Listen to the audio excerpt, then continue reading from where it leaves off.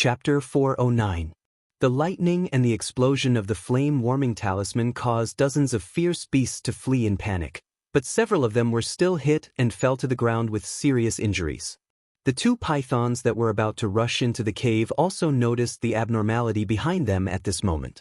Their cold eyes were filled with alarm as their bodies froze for 2 seconds before they turned around and fled to the sides. Fire! It was their nemesis! At this time, Li Laozhan, Ji Shiyan, and the two bodyguards in the cave also saw the scene outside. They were originally in a state of fear, but when the lightning struck down and the raging fire spread, their expressions became tongue-tied and their hearts trembled uncontrollably. What's going on? Where did the lightning come from? Where did the flames come from? At this moment, Tan Xiu's figure finally dashed to the entrance of the cave. His eyes glinted with a chilling light as he shouted to the 4 people in the cave, "Give up everything and leave this place with me. Damn, there are too many fierce beasts here. I can't kill them all, nor can I stay here to protect you." Tan Xiu? Brother Tang? After Ji Shiyan and Li Laozhan saw Tang Xiu clearly, they exclaimed involuntarily. "Cut the crap. Come out quickly and follow me," shouted Tan Xiu. "We only have one way out now, and that's to run away. Whether we can escape or not depends on our own good fortune." Li Laozhan, Ji Shiyan, and the 2 bodyguards came out of the cave with trembling legs. Fear and shock could be seen on their faces as they quickly came to Tan Xiu's side. Looking at the lightning and the burning flames gradually extinguished, Li Laozhan hurriedly asked, "Brother Tang, what kind of monsters are these? They're too terrifying. They're completely invulnerable." "These are fierce beasts that have cultivated to become spirits," said Tan Xiu in a deep voice. "All right, I don't have time to explain it to you now. You follow me and let's go." While speaking, Tan Xiu rushed to the front. Taking advantage of the moment when the ferocious beasts fled far away, he quickly led the 3 of them to flee into the distance. A few minutes later, to Tan Xiu's helplessness, more than a dozen ferocious beasts seemed to have reacted and quickly chased after them. "Run the same way you came. I'll bring up the rear." Tan Xiu took out a few fire-warming talismans again, which slowed down his speed. Ji Shiyan and the 2 bodyguards didn't slow down as Li Laozhan shouted, "Let's go together, Brother Tang. Even if it's a battle, even if I, fatty old Li, die, I'll die with you." Tan Xiu angrily shouted, "Go! I don't need you to fight alongside me. Your strength is too weak. If you stay, you will only become a burden to me." Li Laozhan gritted his teeth and sped up unwillingly. Tan Xiu held the blood-guzzler dagger in a reverse grip and several flame-warming talismans in his other hand. Looking at the approaching fierce beasts, he did not hesitate to throw out the flame-warming talismans again. The moment a sea of fire was formed, the surrounding trees were suddenly ignited. But without hesitation, he turned around and fled again. Roar! Dozens of fierce beasts were forced to retreat by the flames, but a few of them fearlessly dashed into the flames. As they were burned by the raging flames, they spurted out blue mist from their mouths. As the blue mist drifted away, the raging flames were immediately extinguished. After Tan Xiu easily caught up with Li Laozhan and Ji Shiyan's group of 4, his hands instantly grabbed their shoulders. His speed sharply increased and they quickly disappeared into the distant woods. 2 minutes later, Tan Xiu had already sprinted more than 10 kilometers away with the 2 bodyguards. "You keep running. I'll pick up the 2 of them." Tan Xiu reached out and put the 2 bodyguards on the ground. Then, he turned around and returned without hesitation. When he saw the 2 bodyguards fleeing in panic, the dozens of fierce beasts behind them were not far from them. "Let's go!" The moment Tan Xiu grabbed their arms, he turned around and fled without the slightest hesitation. Furthermore, 2 flame-warming talismans exploded again under his control, blocking the path of the dozens of fierce beasts. Time fleeted by.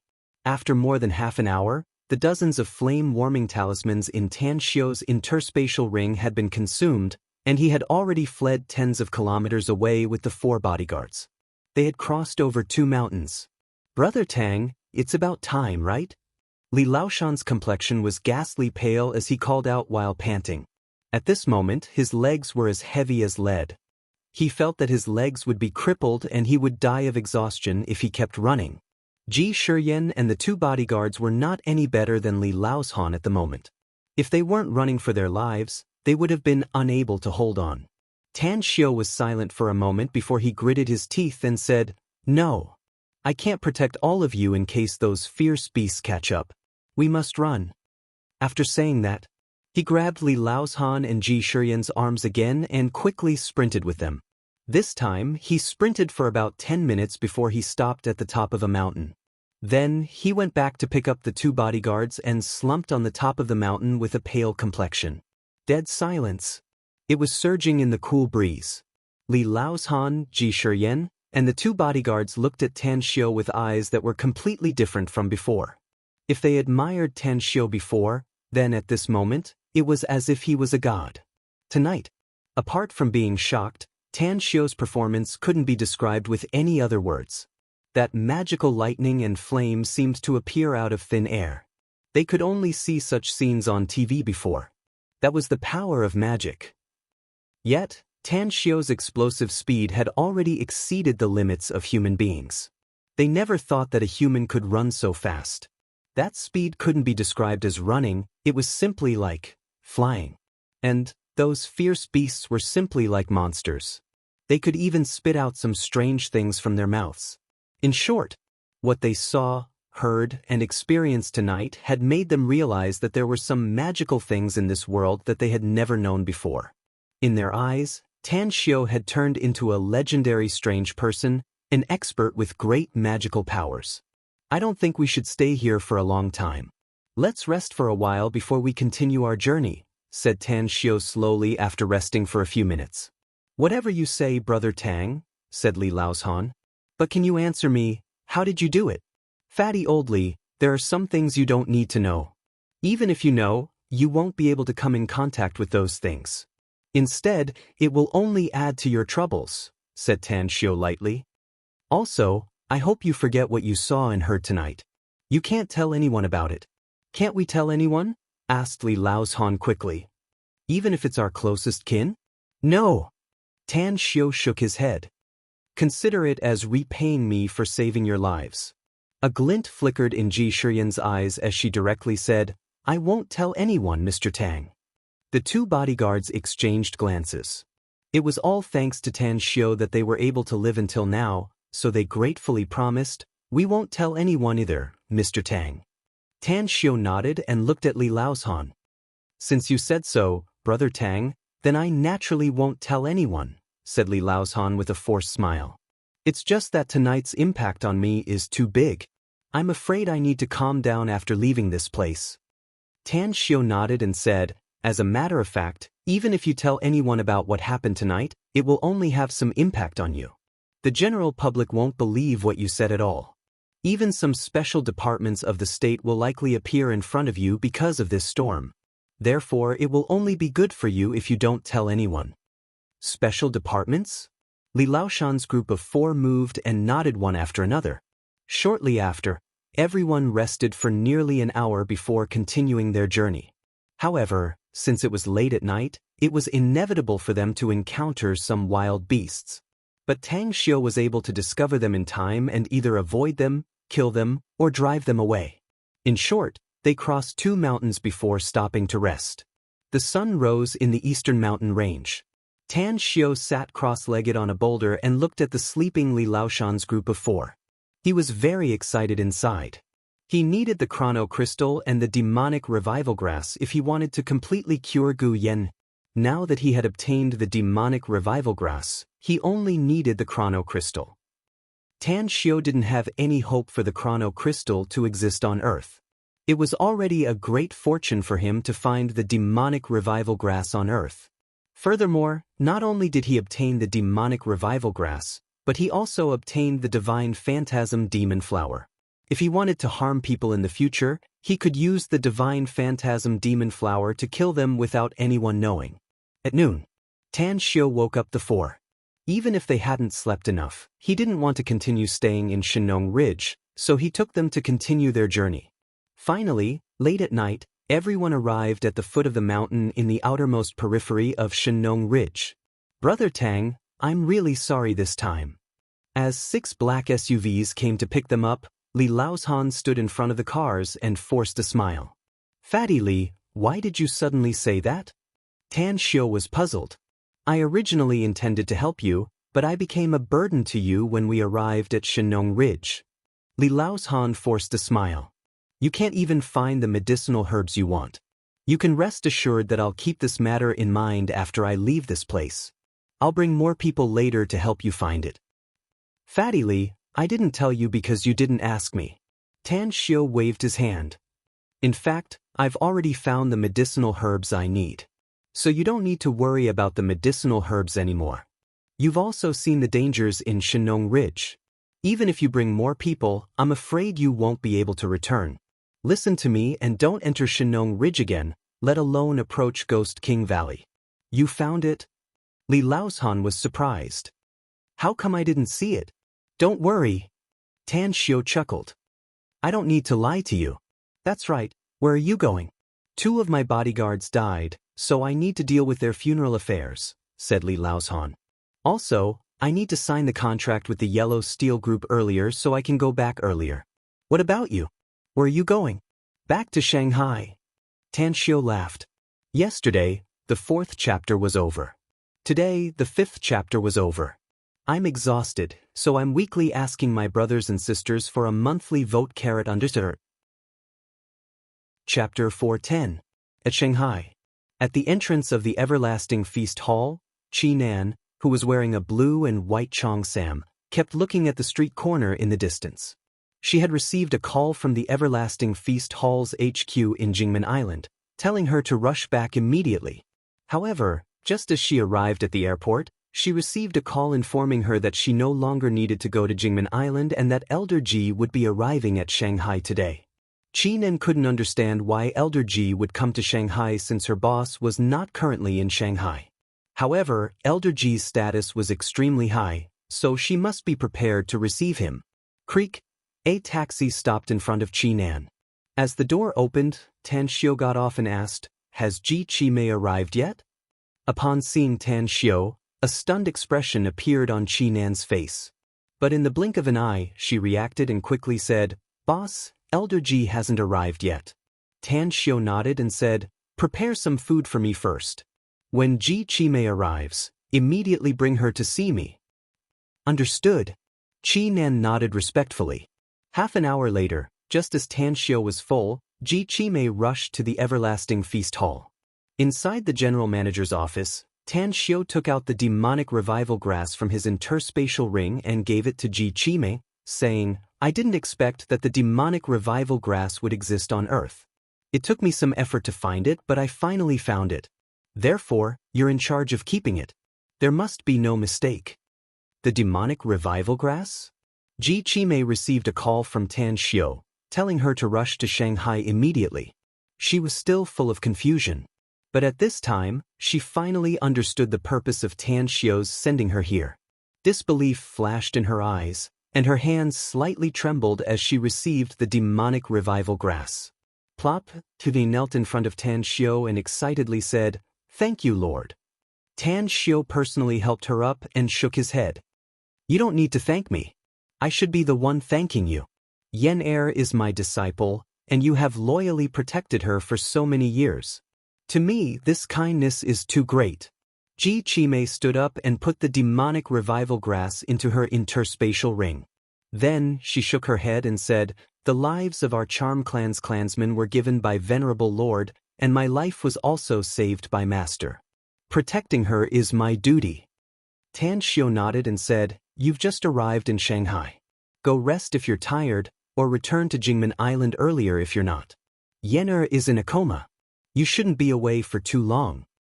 "Yes, I will return immediately," Ji Qimei respectfully said. Along with Ji Qimei's departure, Qi Nan entered the office with a curious look on her face and said, "Boss, why did old Ji leave in such a hurry without eating anything?" Tan Xiu said, "She has an urgent matter to attend to." "Is there anything else, boss?" Qi Nan nodded. Tan Xiu shook his head and said, "No. I'll take a break and then leave." "That's right, what's today's date?" "Today's the 21st, said Chi Nan with a smile. The 21st? Tan Xiu stared blankly for a moment before he immediately said with a smile, "Fortunately, I came back in time. The freshman military training of Shanghai University should be over tomorrow. I'll take a break the day after tomorrow, and the class will officially start the day after that. It doesn't matter to you whether you start a class a day earlier or a day later, right?" Chi Nan said with a smile. "I didn't even participate in the military training after all. If I were to play truant again, it would be a bit unreasonable." Tan Xiu said, "That's right, how is Xueqiao doing here?" "He's very loyal, honest, and diligent." Chi Nan nodded. "The staff in our restaurant likes the family of three very much." "That's good then," said Tan Xiu. "Xueqiao should go back to campus in 2 days, so let his wife and child stay here. You take care of them." "All right." Chi Nan nodded. A trace of hesitation suddenly appeared on her face as she whispered, "Boss, the Jingmen Island HQ originally told me to go back, but I had to stay here to wait for her because Elder Ji came. But now that she's gone..." Tan Xiu's expression moved as he nodded and said, "Then arrange the work here and go back to Jingmen Island. You've gotten a lot of good things these days, haven't you? Take them all with you. Ji Chi Mei should give you the corresponding cultivation resources." "Understood." Chi Nan was happy inwardly and quickly replied. Shortly after, Tan Xiu left the Everlasting Feast Hall and returned to the Blue Star Villa complex. Due to the many days of hard work, he was finally able to relax and breathe a sigh of relief. However, he recalled that he had yet to return to Star City and had yet to go to the magnificent Tang Corporation to hold a celebration party for the top executives. Thus, he secretly decided to return to Star City tomorrow after resting for a night. Early the next morning, while Tan Xiu was still asleep, his cell phone rang. To his surprise, the caller turned out to be Yuan Chuling, whom he hadn't contacted for a long time. "Where are you, eldest brother?" Yuan Chuling called out from the other end of the phone. "I'm in Shanghai," Tan Xiu said with a smile. "Where are you?" "Of course I know you're in Shanghai," said Yuan Chuling aloud. "What I mean is that today's military training has ended. I heard that the first batch of students from Shanghai University has already boarded the bus and are on the way back to the campus. Our military training was completed a day earlier than yours. So we have 3 days of vacation. Where are you now?" "I'll come to you." "I'm at the Blue Star Villa complex," said Tan Xiu. "How come you're at the Blue Star Villa complex?" Yuan Chuling was surprised. "I heard that the villa complex is very good. I have a classmate who lives there." "Cut the crap and come here quickly," Tan Xiu said with a smile. "Tell the security guards to look for me when you arrive at the gate." "All right, I'll wait for you." As he hung up the phone, Tan Xiu looked at the time and found that it was only 6:30 in the morning. Since he wasn't sleepy at all, he got up and put on his clothes. After washing up, he strolled outside the villa complex and found a breakfast shop to have breakfast. As he was strolling back, Yuan Chuling called him again. "I'm here, eldest brother." Tan Xiu was far away from the villa complex's gate. He saw the chubby Yuan Chuling holding his mobile and gesturing to the 2 security guards. "I'm behind you. Give me a minute." After hanging up the phone, Tan Xiu saw Yuan Chuling turn his head and immediately waved at him. When he came to the front of Yuan Chuling, he looked at his plump belly and grinned. "Hey kid, how come you're fatter than when you were in high school? Didn't you say that the military training is very hard?" "The military training is indeed very hard, but the food is also good." Yuan Chuling chuckled. "I don't know why, but my appetite has grown recently. Anyways, let's not talk about this. How come you're here, eldest brother?" "I live here." Tan Xiu pointed inside and said with a smile. "You bought a villa here?" Yuan Chuling was surprised. "It's a gift from my family." Tan Xiu said with a smile. "Let's go. Come inside with me. I'm going back to Star City." Yuan Chuling followed Tan Xiu. After entering the villa complex, he curiously asked, "Eldest brother, why are you going back to Star City? Also, you said it's a gift from your family? Who would be so generous?" "Hey, can you not be so curious?" Tan Xiu said with a smile. "Anyways, you've been in Shanghai for a long time, but why didn't you contact me? Did you pick up some chicks?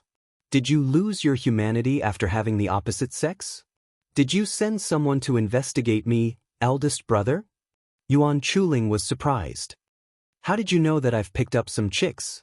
Tan Xiu was rendered speechless. He didn't expect that this big fatty, Yuan Chuling, would really pick up some chicks. The reason why he said that was entirely due to the influence of Yu Kai and Hu Qingsong. After arriving at the villa, Yuan Chuling toured around and then ran back to the living room on the first floor. He looked at Tan Xiu, who was sitting on the sofa and smoking, and praised, "Eldest brother, this place of yours is really good. I've decided to rent a room with some chicks later.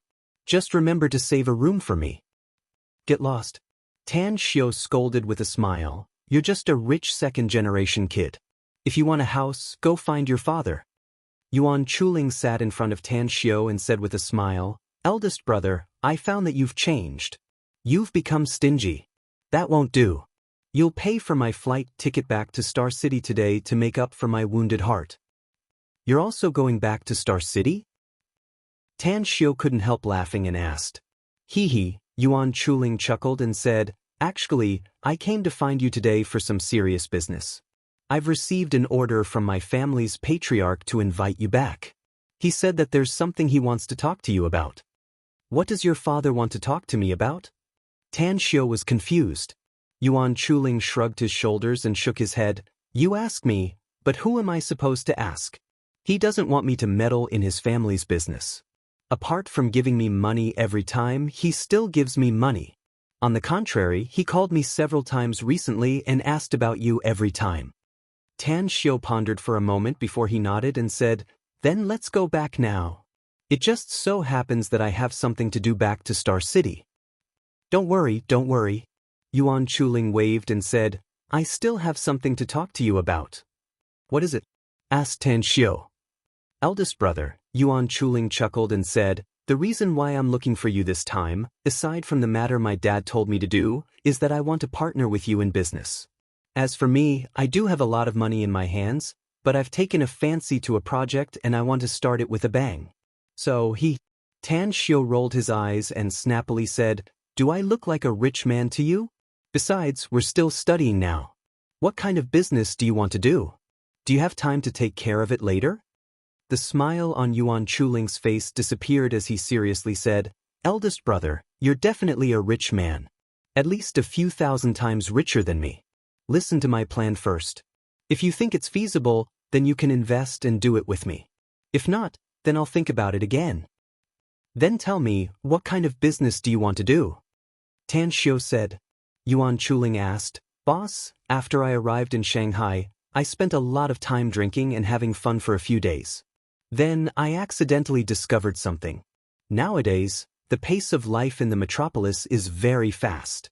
Many salarymen open their eyes to go to work every day, and after work, they go to the nightlife.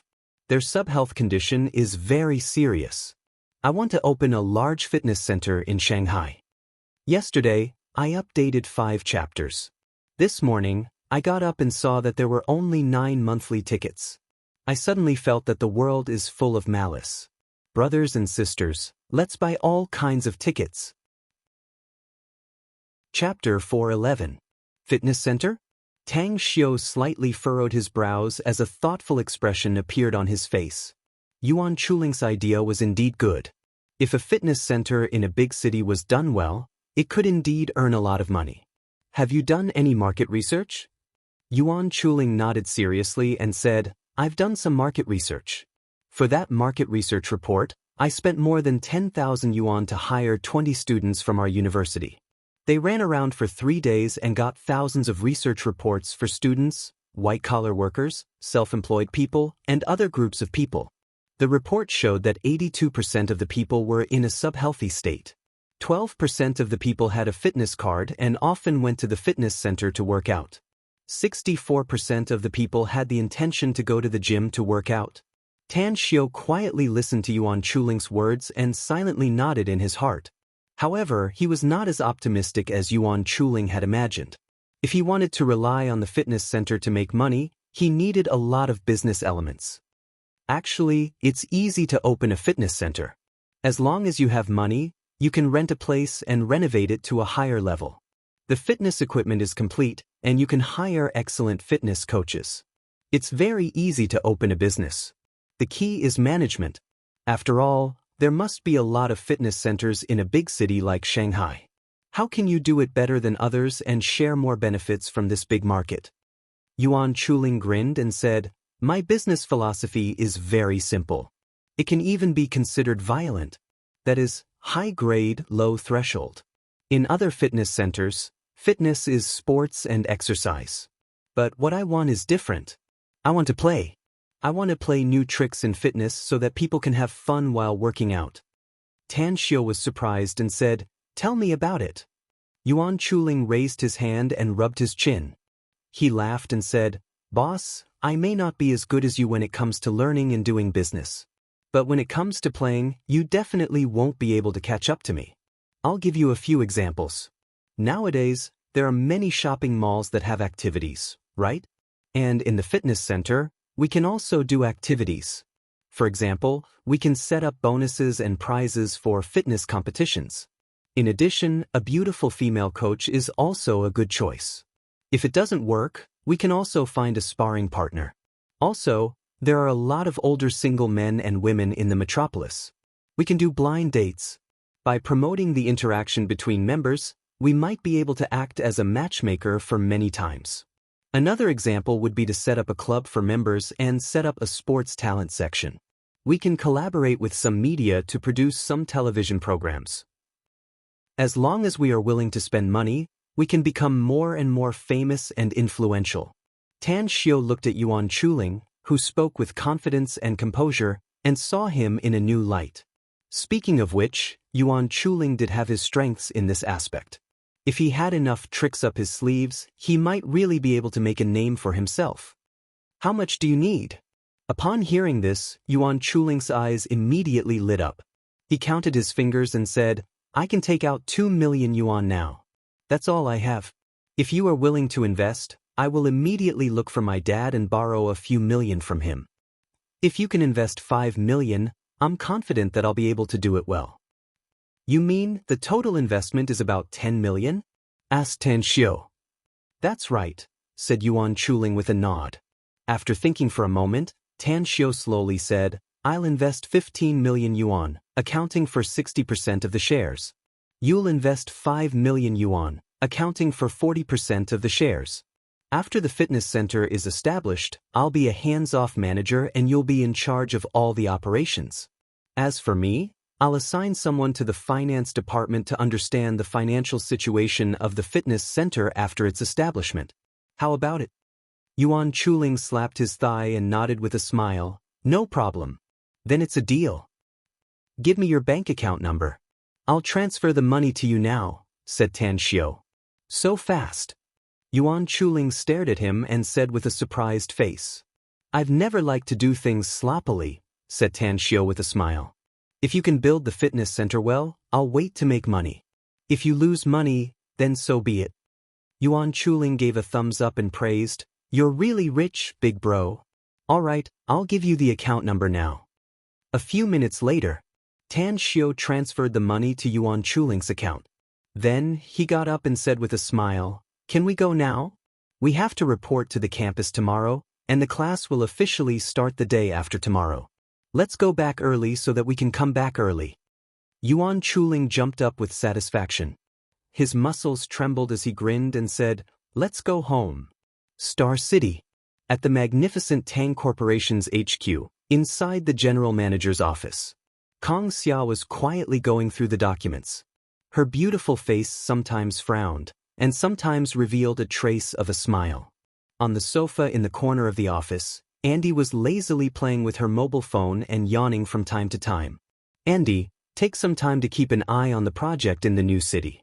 Although we can trust those forces who are cooperating with us, it's still a big project worth tens of billions of yuan. If there's a problem in the financial aspect, it will bring us great losses." Kong Xia looked up and glanced at Andy, who was playing with her mobile phone on the sofa. "Don't worry, boss," Andy replied without raising her head. Kong Xia shook her head. After putting down the documents, she asked with a smile, "Andy, why are you always so listless recently?" I heard that the little boss of the Sameo group is crazy in pursuing you. How about it? Did you agree with him? Andy pursed her lips and snorted. Shenzhen is indeed a bit talented and good-looking boss. But in my opinion, no one is better than our boss. If he wants me to be his girlfriend, I think he'll have to go back to the furnace and cultivate for several decades. Yeah, no one is better than our boss, said Kang Xia without hesitation. However, we only have one boss. I will definitely make him kneel down before me. So don't even think about it.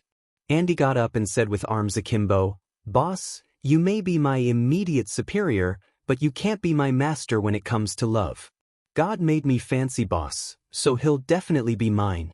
If you want to PK with me, then I'll have a good contest with you. Kang Xia couldn't help but burst into laughter. I'm serious, boss, said Andy with a disgruntled expression. Our boss is the best among men, and he'll never only have one woman. Didn't your country have an emperor system? That emperor can have 3 palaces, 6 courtyards, and 72 concubines. I think our boss can do the same. As for me, I don't want to be the empress. Just give me an imperial concubine to play with, and I'll be satisfied. Imperial concubine my ass. Kang Xia scolded with a smile. Don't talk nonsense with me. Ring, ring, ring. Kang Xia's words were interrupted by her mobile phone's ringtone. Andy spat out her pink tongue at Kang Xia and then lazily lied on the sofa, continuing to fiddle with her mobile phone. Kang Xia grabbed her mobile and looked at the caller ID. Her eyes suddenly lit up as she got up and answered, Boss, are you looking for me? Kang Xia, I'll be back in Star City around noon. You arrange it and we'll have a celebration banquet at the Long's dining hall in the evening. Tan Xiu's voice came out of the phone. Kang Xia was pleasantly surprised. Boss, you'll be back at noon? That's great. I'll immediately order it. That's right. What time is your flight? Do you want me to pick you up at the airport? No need to pick me up, said Tan Xiu with a smile. I'll go back to Southgate Town first. I'll go to the company to find you in the afternoon. All right. Kang Xia replied with a smile. After hanging up the phone, Kang Xia raised her head with a smile on her face. But what she didn't expect was that Andy had already arrived at her desk, standing on her tiptoes and staring at her with her big watery eyes. Andy, what are you doing? Asked Kang Xia with a smile. Andy blinked and asked, Is it boss's phone call?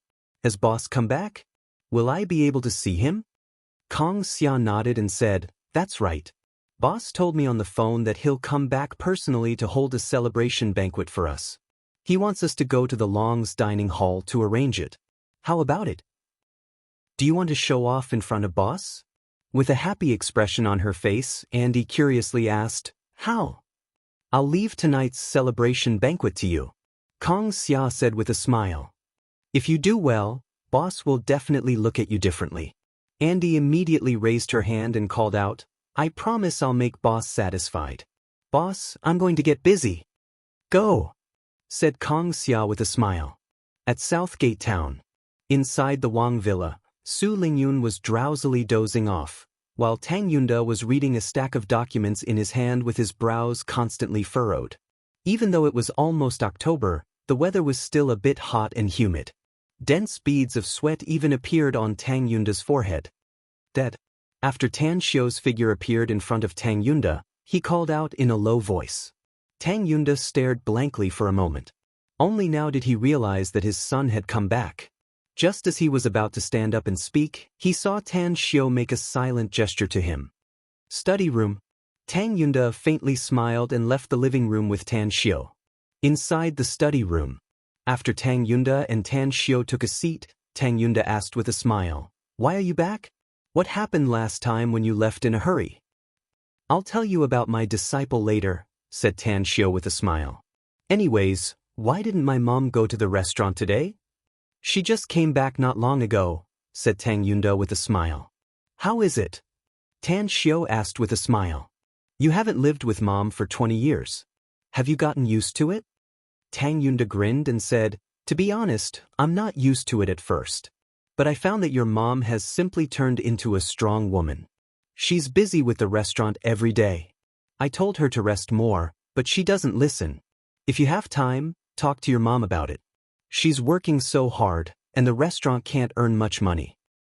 That's because you don't understand my mom's mind, said Tan Xiu with a smile. She used to live a hard life, so she can bear hardships and endure hardships. She won't feel at ease if there's nothing going on in her hands. If she wants to toss and turn, just let her toss and turn. It doesn't matter to our family how much money we make, as long as she's happy. Chapter 412. A guilty look flashed in Tang Yunda's eyes as he nodded and said, I understand that you and your mother have suffered a lot over the years. Even if the days are getting better and better, her heart is still restless. She's afraid that if she doesn't save more money now, she'll have to suffer again in the future. Tan Xiu nodded and suddenly said, Dad, have you considered the matter we talked about last time? Are you ready to do something? I've been investigating several projects recently, but I haven't decided yet, said Tang Yunda. What projects? Tan Xiu was surprised. One of them is the hotel business, said Tang Yunda. Shuangqing province's economic level is getting higher and higher, and the transportation with other provinces in the country is getting more and more convenient. I found that the hotel business can still be done. However, it's a bit difficult to make it big. Another one is the real estate business. Although there are a lot of real estate companies in the country now, the housing problem is still a top priority with the increase of the population. Another one is the logistics business. Online shopping is very popular now, and the logistics industry is very profitable. Tan Xiu pondered for a moment and suddenly said, Dad, I think the hotel business can be done. But I don't think setting up a hotel in Shuangqing province is necessarily a big investment, and the business may not be good. You might as well look further and focus on those cities with extremely developed tourism. For example, coastal cities. Tang Yunda's eyes lit up. He immediately patted his thigh and said, Son, you're right. People's living standards are improving now, and the tourism industry is booming. The business will definitely be good if we set up a hotel near those scenic spots. What about the other two? What do you think? I think we should forget about the real estate business, said Tan Xiu. There are construction companies all over the country, be it big cities or small places. Many of them are very strong, so it won't be easy to snatch their business. As for the logistics industry, we can do it. But I need to know how big you want to do it. I can come up with 2 billion yuan, said Tang Yunda. Tan Xiu thought for a moment and said with a smile, Let's put the hotel business aside first and invest in the logistics business first. There are only a few of the biggest logistics companies in the country. If you can set up a large logistics company and open up all the logistics lines in the country, I'm afraid you can make a big profit. What do you think about cooperating with others? Asked Tang Yunda. Tan Xiu asked, With whom? Inject capital into a large logistics company and become a shareholder, said Tang Yunda. Tan Xiu thought for a moment before shaking his head and said, I don't think it's appropriate. Those large logistics companies already had complete logistics channels and had a great reputation. At this time, even if they had money, it would not be easy to intervene. I feel that we can acquire a small logistics company and inject a large amount of funds into it. We can start to expand more logistics routes and spread the transportation network all over the country. On the one hand, it was necessary to ensure the safety of logistics, and on the other hand, it was necessary to ensure the speed of logistics. By the way, I bought a few planes. If you really want to do logistics business, I'll give them to you after the reconstruction of Nine Dragons Island is completed. Really? Tang Yunda's eyes lit up and he was pleasantly surprised. Tan Xiu smiled and said, How could this be fake? That's a good idea. Tang Yunda praised. I've learned about the situation of other large logistics companies in the country.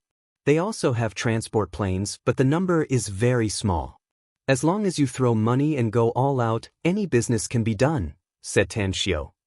Although I still have some money in my hands, I also have a lot of places to use money, so I can't help you. I know you have money, but how can I use your money to do business? Tang Yunda said with a smile. However, can you get me a batch of God's nectar from the magnificent Tang Corporation?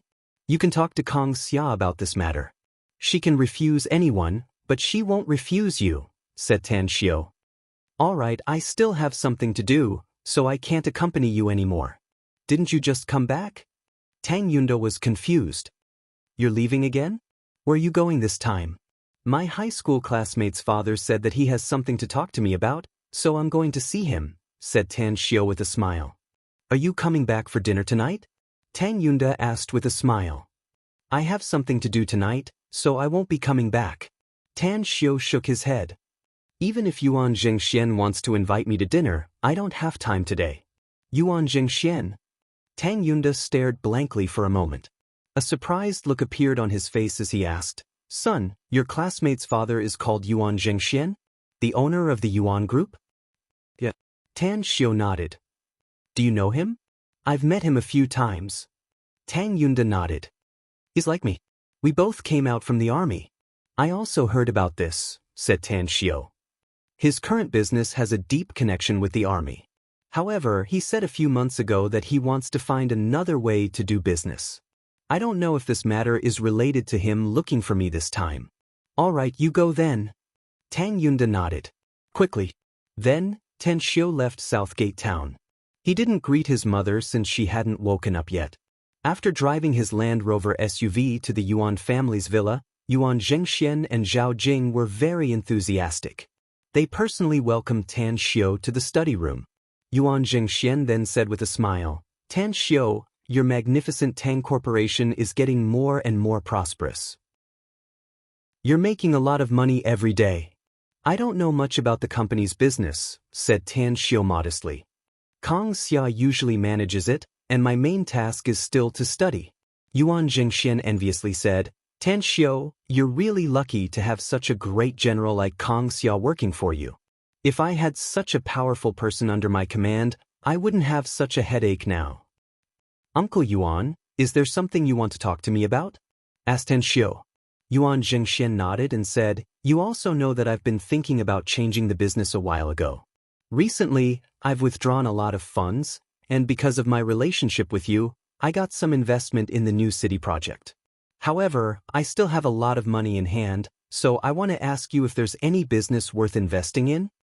Tan Xiao couldn't help laughing and said, Uncle Yuan, you're definitely a capable person since you can fight for such a business with your bare hands. You asked me about investment, but it's really hard for me to answer. Besides, you're not the first person to ask me about investment today. Yuan Jingxian stared blankly and said with astonishment, There's someone else? Who is it? My dad. Tan Xiao said with a smile. Your dad? Yuan Jingxian was confused. As far as I know, you seem to have grown up with your mother. I've never heard of him. I did grow up with my mother due to some special reasons, said Tan Xiao. But my dad came back recently, so I want to do some business. That's right, I mentioned you when I was chatting with my dad. He said that you two have met a few times before. Your dad is? Yuan Jingxian was surprised. Tang Yunda, said Tan Xiao.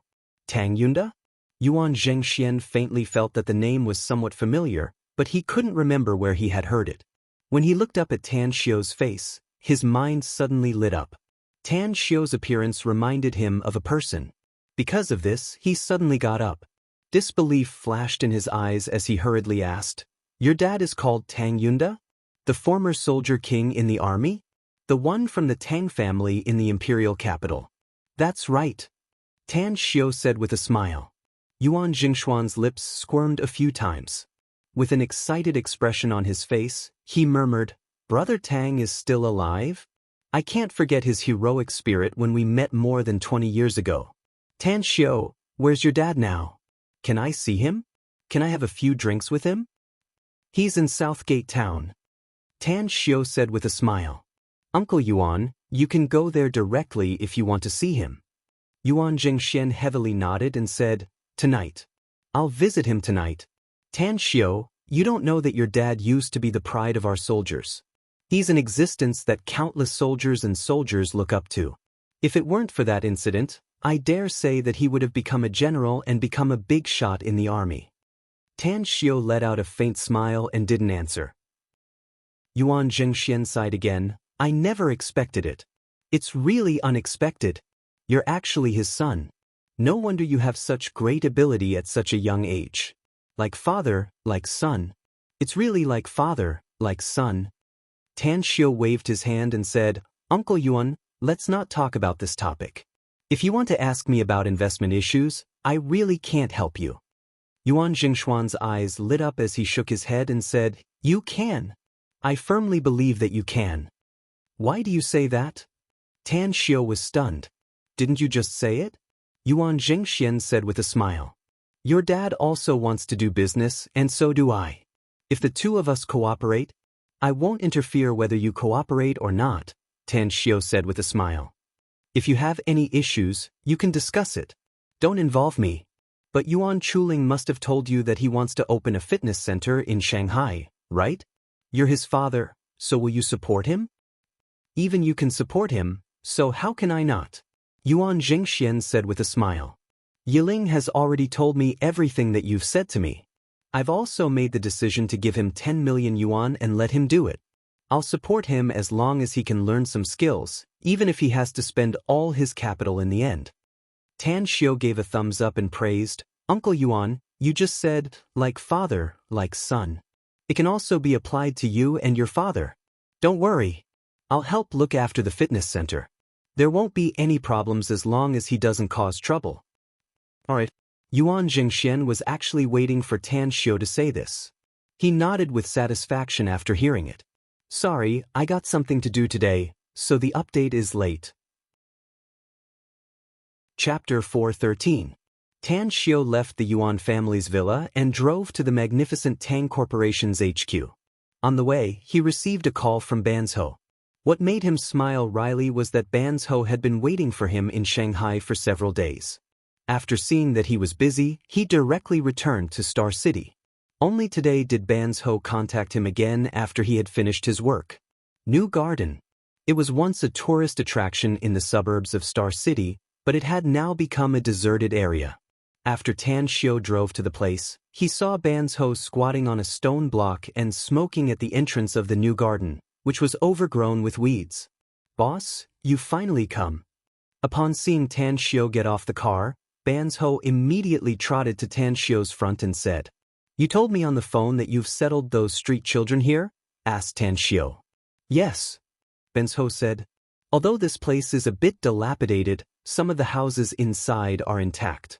Dingzi and I bought some daily necessities and also invited some aunties to take care of those children here. So, this place is a good place. Let's go. Take me to have a look, said Tan Xiao. 10 minutes later, Banzhou and Tan Xiao came to the front of a dilapidated house inside the new garden.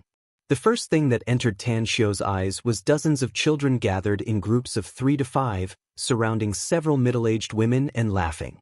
The oldest of these children looked 8 or 9 years old, whereas the youngest one was a baby in the arms of a middle-aged woman. Boss, there are a total of 45 of them. All of them are street children we've found. They didn't have enough to eat, warm clothes, and didn't even have a fixed place to stay.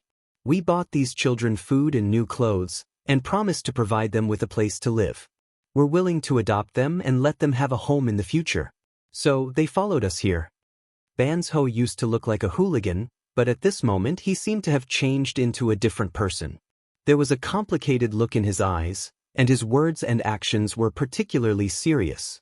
Tan Xiao patted his shoulder and said, You've done a good job. Banzhou forced a smile and said, Boss, actually, the number of street children we found is far more than these. Many of them are disabled. But boss, you said that we must find healthy children. So we sent those disabled children to some orphanages and gave them some money. Banzhou, you've become more mature than before. Tan Xiao said. Banzhou, I see. Banzhou said, I suddenly felt that the task you gave me is very honorable and has touched my heart. Being able to do something is much better than fooling around like a fool. You're right. Tang Xiao nodded and said, The task I'm giving you is also a career. At the latest, I'll send someone over tonight to take these children away. You can continue to look for street children. You don't have to worry about the money. I will transfer you 5 million later. If you have any trouble looking for street children in the future, you can contact me immediately. Banzhou hesitated. Boss, where are you taking them? Tan Xiao lightly said, You don't need to care where I'm taking him. In short, you can rest assured that I will treat them well and give them a different future. Ban's Ho nodded and said, "Boss, how about I take you to meet these kids?" "All right." Tan Xiu nodded. Ban's Ho came near the children, clapped his hands and loudly said, "Children, everyone line up according to the formation I taught you before. Aunties, you can go and rest first. I'll call you if there's anything." The middle-aged women hesitated for a moment, but after handing the baby to Nail, who was rushing over, they nodded and left silently. Tan Xiu looked at the children. After running around noisily, they quickly stood in 3 rows. Moreover, they all looked at him with curious expressions. Tan Xiu walked a few steps forward and said in a deep voice, "Remember my appearance. I'm your boss from now on. From today on, I'll provide you with food to eat and clothes to wear. I'll let you live in a big house and I'll also let you study and study.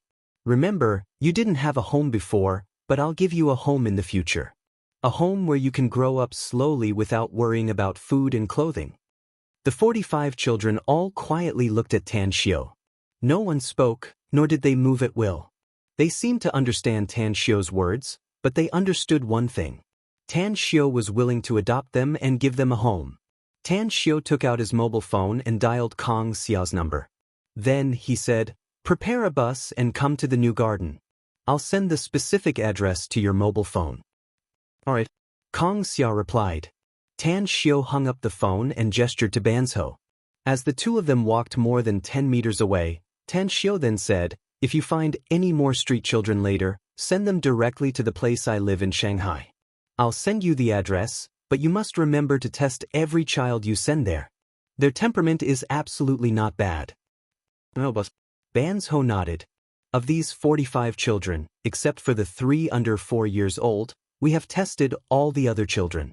They are very sensible and obedient. We even found that these children are much more mature than their peers despite their young age." It's said that children from poor families take charge of their families early. Tan Xiu sighed. In fact, they grow up faster than children from poor families due to their hard lives. For these children, only after experiencing a miserable life can they know how to cherish their happy days. Do your best. What you're doing is redemption and doing good. Boss, we're just doing the task you gave us. It's you who gave them a new life." Ban's Ho smiled. "You're the real philanthropist. Take them to pack their things." Tan Xiu faintly smiled. "I'm sure a car will come to pick them up soon. I'm a bit reluctant to part with them, boss." Ban's Ho forced a smile. "They will remember you in the future." Tan Xiu chuckled. "If you do well and satisfy me, you'll have the chance to see them again in the future." "All right." Ban's Ho nodded heavily and then strode toward the children. Tan Xiu stood at the same spot and watched Ban Xiu's back. He secretly sighed inwardly. Life was really like a whetstone, grinding away the edges and corners of Ban's Ho and Dingzi, grinding away their rascally childishness. Now they were growing and maturing at an extremely fast speed. Tan Xiu even thought that if Ban's Ho and Dingzi had good abilities and were loyal to him in a few years, he could cultivate them further. More than an hour later, a bus was parked at the entrance of the new garden. As the door opened, Kong Xia, along with 2 senior executives of the magnificent Tang Corporation, quickly came to greet Tan Xiu. "We've arrived, boss." Kong Xia didn't show any intimacy toward Tan Xiu in front of outsiders and spoke with a respectful look on her beautiful face. Tan Xiu nodded and took out his mobile phone to call Ban's Ho. Quickly, Ban's Ho, Dingzi, and a dozen others walked out of the new garden's gate with 45 children. "Let them get on the bus." Kong Xia and the 2 senior executives of the magnificent Tang Corp looked perplexed. "Boss, these children are..." Kong Xia was even more confused. "They're the homeless children I adopted," Tan Xiu said lightly.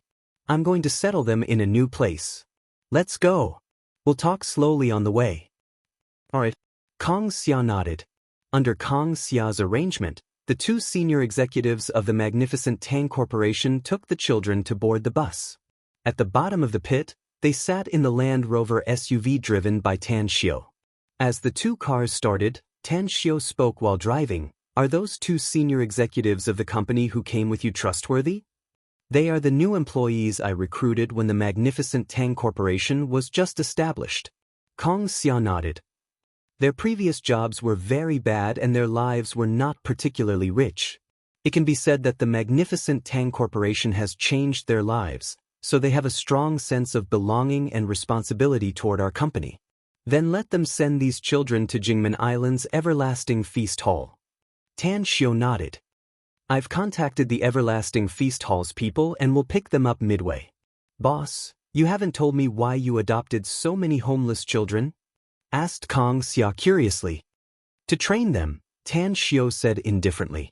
If you want to train talents, you don't need to find such young children, no? Kong Xia said. I'm afraid it will take at least a decade to train them into talents, no?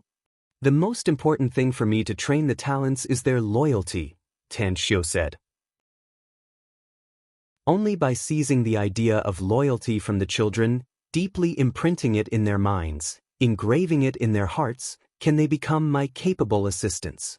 It may take a lot of time and money to train them, but I believe they won't let me down in the future. Upon hearing Tan Xiu's words, Kong Xia's heart suddenly trembled. It was a kind of shock, a kind of timidity, and an inconceivable fusion of emotions. Suddenly, she recalled the people of the Everlasting Feast Hall. Tan Xiu once said that the people of the Everlasting Feast Hall were truly his people and could be trusted. At this time, she was secretly speculating whether those people in the Everlasting Feast Hall were also like these children, having been trained since they were very young. If so, the existence of the Everlasting Feast Hall was too terrifying. Call those two, Tan Xiu said. Let them escort these children directly to Jingmen Island. As for the bus driver, give him some benefits after this trip. Upon hearing it, Kong Xia immediately told the two men according to Tan Xiu's order. Afterward, she put away her mobile and asked, Boss, where are we going next? Give me their contact information. I'll send it to the people of the Everlasting Feast Hall. Tan Xiu said with a smile. Then we'll go directly to the company and prepare for the evening banquet. Boss, you're going to attend the banquet in this dress? A charming smile immediately appeared on Kong Xia's face when she heard about the banquet tonight. Chapter 414. Star City, Fortune Square. A forced smile hung on Tan Xiu's face as he was pulled by Kong Xia into the Fortune Square's entrance. Under the strange eyes of the security guards and the passing guests, they came to the 4th floor. Kong Xia, I really think this outfit is very good. It's just a banquet tonight, so there's no need to go through so much trouble, right? Tan Xiu forced a smile. Kong Xia said with a smile, Boss, tonight is the first time you appear in front of the company's top executives, so your overall image is very important. Didn't people say that? Clothes make the man, just as horses make the saddle. Although you're already very handsome, this outfit is too ordinary, and there's no way to make you shine. I'm not a big star, do I need to shine? Tan Xiu said helplessly. Of course you need to shine and shock all the company's top executives. You're the company's big boss, after all. If you don't pay attention to your image, those top executives will look down on you. I don't think you want to be despised by your men, right? This, Tan Xiu opened his mouth and nodded with a forced smile. That's right. Kong Xia said with a smile. So listen to me today. Let's buy clothes, shoes, neckties, and accessories first. Afterward, I'll take you to see someone. I guarantee that you'll be dressed up like a jade tree in the wind, shining brilliantly. Then wouldn't I become a charming vixen? Tan Xiu muttered. Kong Xia couldn't help but burst into laughter. She covered her mouth and couldn't help laughing as she pulled Tan Xiu and quickly entered a luxury clothing store. Shopping. It was a happy time for women, especially when they were accompanied by their beloved male companion. But for men, it was a bit of suffering, even if it was to buy things for themselves. Tan Xiu was pulled by Kong Xia to go to a clothing store. For 2 hours, Tan Xiu tried at least 20 sets of clothes, but only 2 sets were bought. The price of those 2 sets of clothes made Tan Xiu, who didn't care much about money, couldn't help but feel distressed. 6 digits. Both sets of clothes cost more than 6 digits. Although he felt like a different person after putting them on, and it was very comfortable, he still felt uncomfortable all over. It was as if he wasn't wearing clothes, but pieces of $100 bills. 5 o'clock. Tan Xiao was led by Kang Xia to a private club. From the entrance, one could see that this private club was extraordinary. The decoration style was full of high-end and fashionable. Welcome. Following the greeting of the two young ladies, Kang Xia brought Tan Xiao to a spacious hall inside. At this time, two middle-aged women dressed like noblewomen were sitting on a soft sofa, flipping through a fashion magazine. From time to time, they would gather together to chat. In front of them, a man wearing green pants, a red singlet, and a cap was fiddling with a set of clothes. Anthony! Kang Xia called out. The man twisted his buttocks as he turned around and saw Kang Xia. His eyes immediately lit up as he cheerfully greeted her and said with a particularly sweet voice, "You're a rare guest here, Kang Xia darling. What's wrong with you today? How did he manage to recruit you to my place?" "Anthony, let me introduce you. This is my boss, Tan Xiao," said Kang Xia with a smile. "Boss, he's Anthony, the owner of this club. He's also the chief image designer. He's very amazing. Most of the noblewomen in Star City or local tycoons like to ask him to help with the image design. Even some big stars who come to Star City will ask him for help." "Hello." Tan Xiao nodded. A glint flashed in Anthony's eyes as he sized up Tan Xiao several times. Then he heavily nodded and praised, "You're a natural-born clothes rack with a handsome appearance.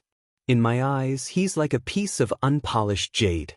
Only after he's been remodeled will he be able to show the dazzling splendor of jade. Kang Xia darling, you've brought me a good material." Kang Xia snappily scolded, "Anthony, are you courting death? He's my boss. What kind of material are you? If you dare to talk nonsense again, I'll tear your mouth." You're wrong. Anthony laughed and said, "I was wrong, all right? The big boss of the magnificent Tang Corporation, a big shot who's rarely seen, can condescend to my small temple today. It really makes me excited.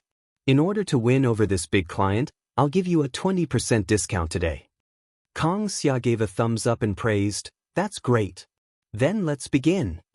Anthony faintly smiled and took the two sets of clothes, shoes, socks, and other things. Then he turned to Tan Xiao and said, "Mr. Tang, please come with me." Tan Xiao slightly nodded and followed Anthony into the next room. On the sofa, the two middle-aged noblewomen who were sitting and reading fashion magazines only rolled their eyelids when they saw Kang Xia and Tan Xiao coming in, and then no longer paid attention to them. However, when Anthony said that Tan Xiao was the magnificent Tang Corporation's big boss, they were immediately startled. Heavens! I really didn't expect that the magnificent Tang Corporation's big boss would turn out to be such a handsome young man. My husband has been nagging me about the magnificent Tang Corporation's name all day. He even laments that he has no chance to meet the magnificent Tang Corporation's big boss. Even until now, he still hasn't found out who the magnificent Tang Corporation's big boss is. Yeah. Recently, my husband has been talking about the magnificent Tang Corporation and its mysterious big boss the most. That's right, there's also one more. He said that the magnificent Tang Corporation's CEO, Kang Xia. That woman is Kang Xia, right? I've seen a financial interview about her before. It seems that their relationship is not ordinary. Regardless of their relationship, we can see the magnificent Tang Corporation's big boss today. No matter what, we must take a photo with him. I'm sure my husband will treat me differently after I take it home. Me too. Kang Xia walked to the bookshelf at the side and casually took out a fashion magazine. She then went to the opposite side of the two noblewomen and found that they were looking at her. She nodded to them with a smile and then lowered her head to read the magazine. Half an hour later, the door next door opened and Anthony came out. He immediately clapped his hands and woke Kang Xia up from reading the magazine. "Anthony, where's my boss?" Kang Xia put down the fashion magazine and asked Anthony. Anthony faintly smiled and was about to clap his hands to signal Tan Xiao to come out, but Tan Xiao's figure had already appeared in front of Kang Xia. Heavens! This is my boss? Kang Xia stared blankly for a moment. Then she quickly raised her arm and rubbed her eyes. After confirming that she wasn't seeing things, she immediately shouted, "Boss, you're just a handsome young man. But now, you're definitely the best among men." You're the dream prince charming of countless women. On the sofa nearby, the two noble women also looked sluggish. They couldn't help but straighten their bodies and stared blankly at Tan Xiu, who seemed to have changed into another person. Their mouths gaped open. Handsome. Too handsome. They had seen a lot of handsome and manly men. But those who were more handsome and more manly than the one in front of them could be counted on one's fingers. At this moment, Tan Xiu was wearing a tuxedo with a tie and shiny leather shoes. His hair was combed and he wore a valuable watch on his wrist. His every movement exuded an extraordinary temperament. What's wrong? Is there something wrong? Tan Xiu looked down at his clothes and asked in astonishment. Kang Xia shook her head and murmured, "No. It's just too dazzling. Boss, if you become a star, you'll definitely charm all the girls in the world." Tan Xiu couldn't help laughing and said, "What kind of joke is this? If I had that ability, I would have become a sugar daddy of a rich woman long ago. I'll take care of you."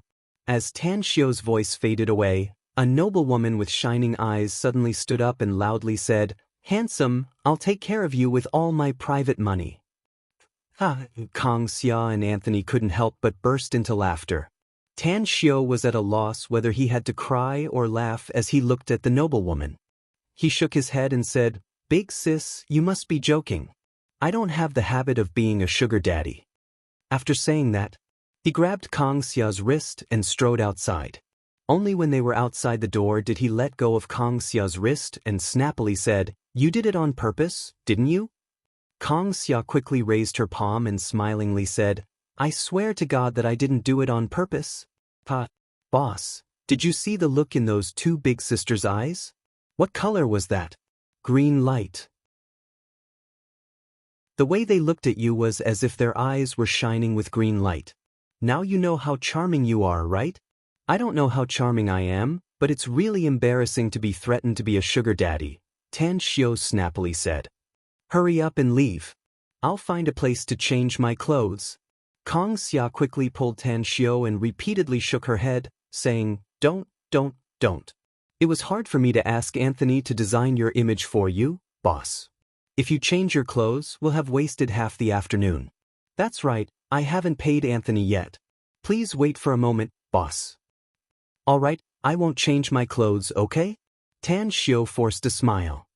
Let me go. Only then did Kang Xia let go of Tan Xiu and ran toward the entrance with a smile on her face. Tan Xiu forced a smile and shook his head.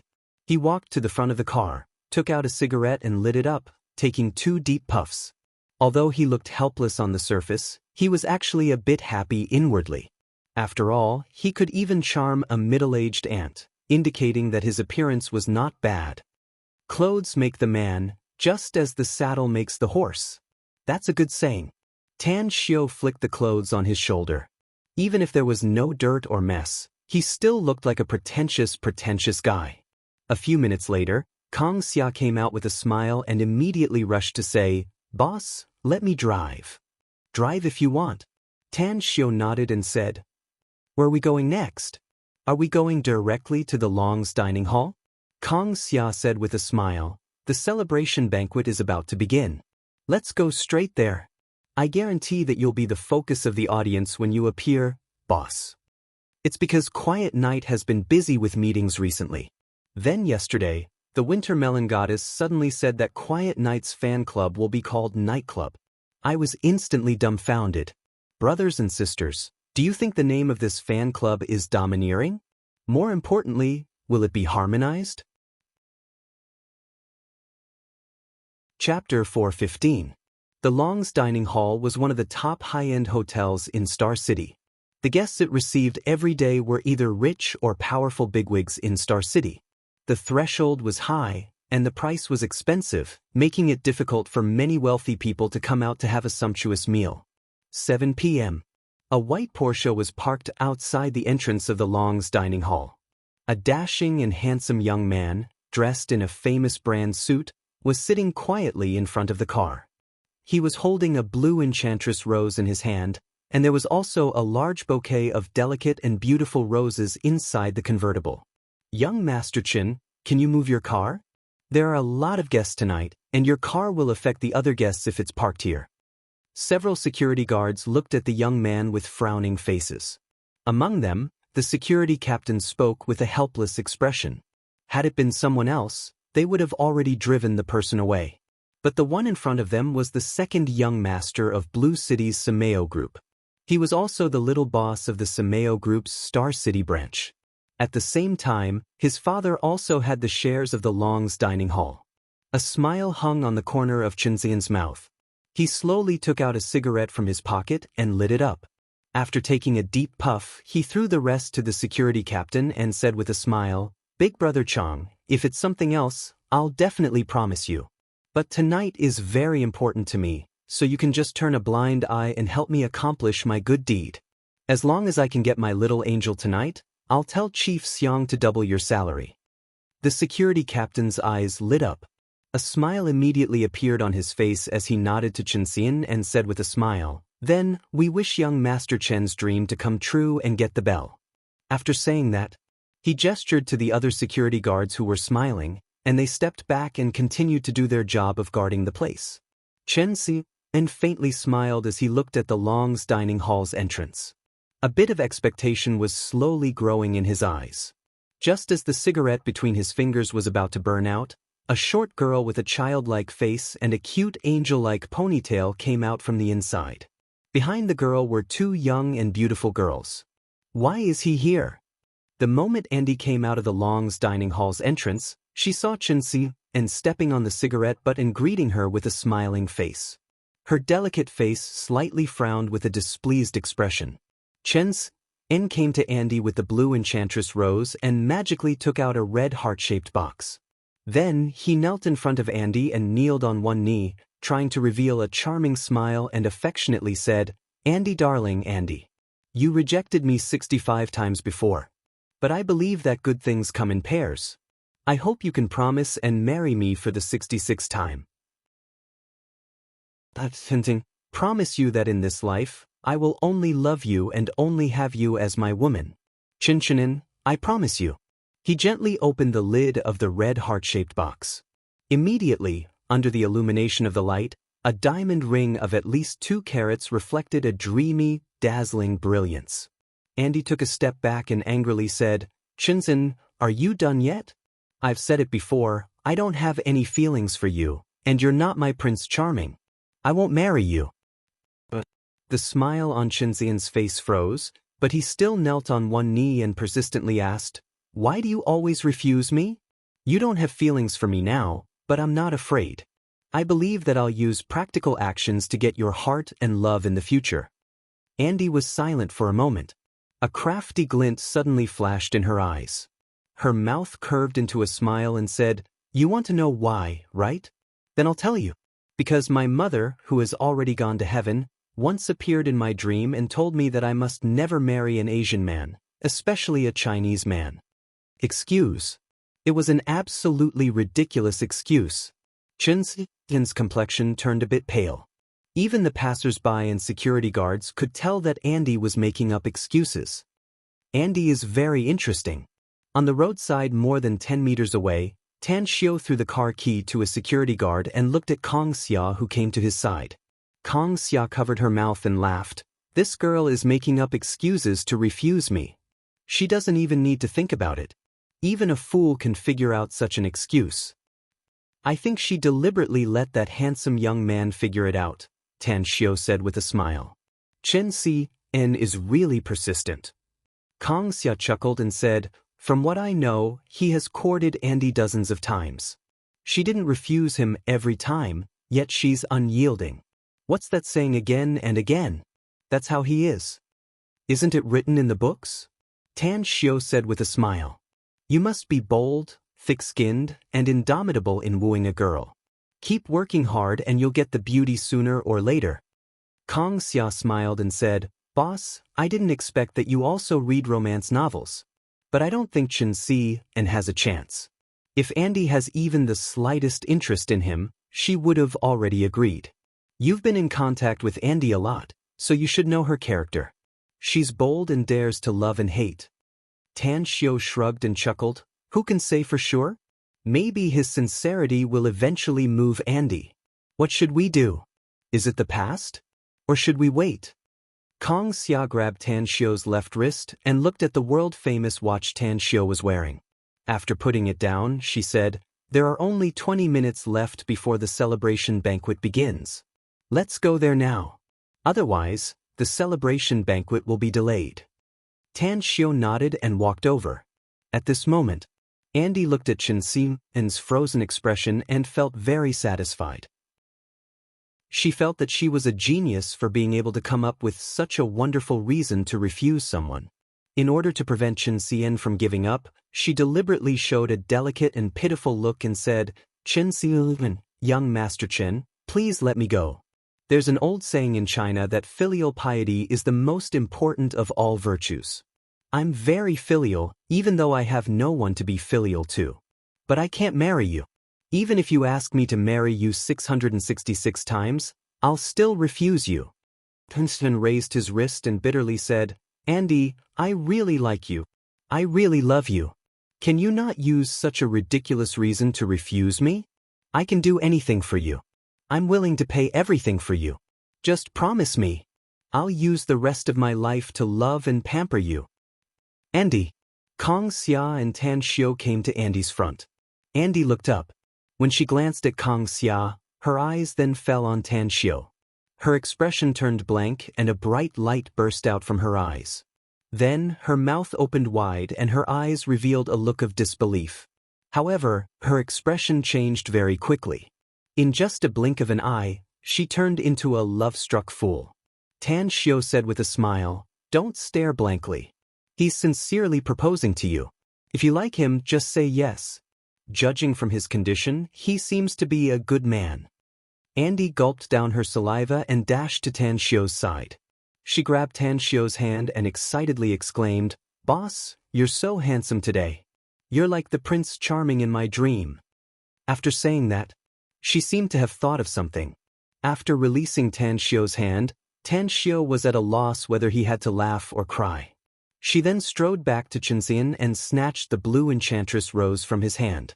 She then returned to Tan Xiu's front, knelt on one knee, looked up and said, "Boss, I find myself in love with you. Please marry me. No, please accept me." A series of black lines appeared on Tan Xiu's forehead. Kong Xia was at a loss whether she had to laugh or cry as she looked at Andy and secretly shook her head. Chen Xian, who was kneeling on one knee in front, had his complexion greatly changed at this moment. He suddenly stood up and turned to look at Andy, who was kneeling on one knee and asking for his love. He angrily shouted, "Andy, what do you mean by this? That rose is my gift to you. How can you?" Andy turned around and said with a charming smile, "Young Master Chen, thank you for the rose. I'm offering it to Buddha with borrowed flowers. I hope I can get your blessing. Do you see it? He's the man I've been dreaming of. He's the handsome guy who makes my heart pound like a deer." After saying that, she looked at Tan Xiu again and said with a sweet smile, "Boss, please give me a chance. I really like you. I really love you. For you, I can do anything. For you, I'm willing to give everything. Promise me. I'll use the rest of my life to love you, and spoil you." Tan Xiu was dumbfounded. He never dreamed that Andy would play this kind of game. It seemed that the handsome guy named Chen Xian had said these words. The surrounding crowd of onlookers revealed a strange expression. They didn't expect that the courtship scene would turn out to have such a dramatic change. Interesting. Young people nowadays are really having a good time. If that girl called Andy didn't do it on purpose to reject Chen Xian, then I'm afraid she really likes that little handsome guy later. A man chasing a woman is separated by a mountain, and a woman chasing a man is separated by a layer of gauze. I don't know if the little handsome guy who came later will agree. Chen Xian has no chance. Chen Xian's expression became uglier and uglier as he listened to the surrounding people's discussion. He never dreamed that there would be such a thing. What's more, he didn't expect that Andy would disregard her pride and pursue another man. Moreover, it was when he was seriously proposing. Humiliation. It was like a flood or a ferocious beast had invaded his heart. At the same time, he felt a heart-wrenching pain. "Andy, who is he?" Chen and couldn't deny that the youth in front of him was indeed very handsome. Especially his attire and temperament, it made him a little jealous. However, no matter who the other party was, the person in front of him was definitely his biggest rival in love. If possible, he really wanted to kill this guy in front of him, so that he would never appear in front of Andy again. Congratulations to the three brothers Dwani, Big Head, Little Wu, and Bad Worm for becoming the alliance leader of the immortal world. An alliance leader needs 5 chapters. Quiet Knight is under a lot of pressure. After Quiet Knight is busy with the election, I'll definitely work hard. Thank you for your love and support. _. Chapter 416. Tan Xiao was at a loss whether he had to cry or laugh as he looked at Andy kneeling on one knee in front of him. He then looked at Chinsin, whose face was ashen and full of hostility. Little did he expect that this farce tonight would eventually lead to him.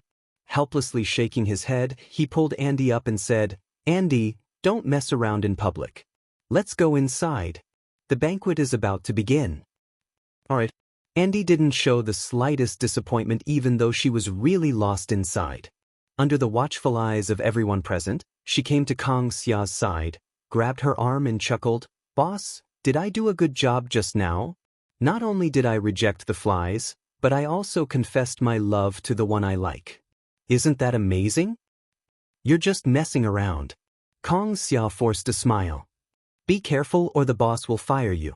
Andy spat out her pink tongue and giggled, "I'm the boss's right-hand man, so he won't be willing to fire me. But you, boss, don't be jealous." Kang Xia rolled her eyes at her and walked forward in large strides. Chen Xi's expression turned even more unsightly. The flies that Andy mentioned made his heart burn with anger. Just as Tang Xiu's group was about to walk inside, he immediately chased after them and blocked their path. His eyes were filled with anger as he glared at Tang Xiu and shouted in a deep voice, "Who are you?" Tang Xiu's pace came to a halt as he looked at the furious Chen Xian and lightly said, "You don't need to know who I am. You just need to know that you shouldn't vent your anger out of shame on others after being rejected by them. Andy and I are just ordinary. Continue to pursue her if you have the ability. If you want to give up, it has nothing to do with me." Chen Xian's expression relaxed, but he still stubbornly said, "How can it have nothing to do with you? Didn't you see Andy's words and actions just now? I like her and even fell in love with her. She's destined to be my woman in this life. If you know what's good for you, you'd better stay far away from her. It's best if you don't appear in front of her for the rest of your life." Tan Xiu's face sank and he coldly snorted, "Dude, you've gone too far by saying that. Whether you can successfully pursue her or not is your own business. You have no right to interfere in other people's lives, nor do you have the right to restrict how others interact with each other." Chen Xin said angrily, "So what if I care? What can you do?"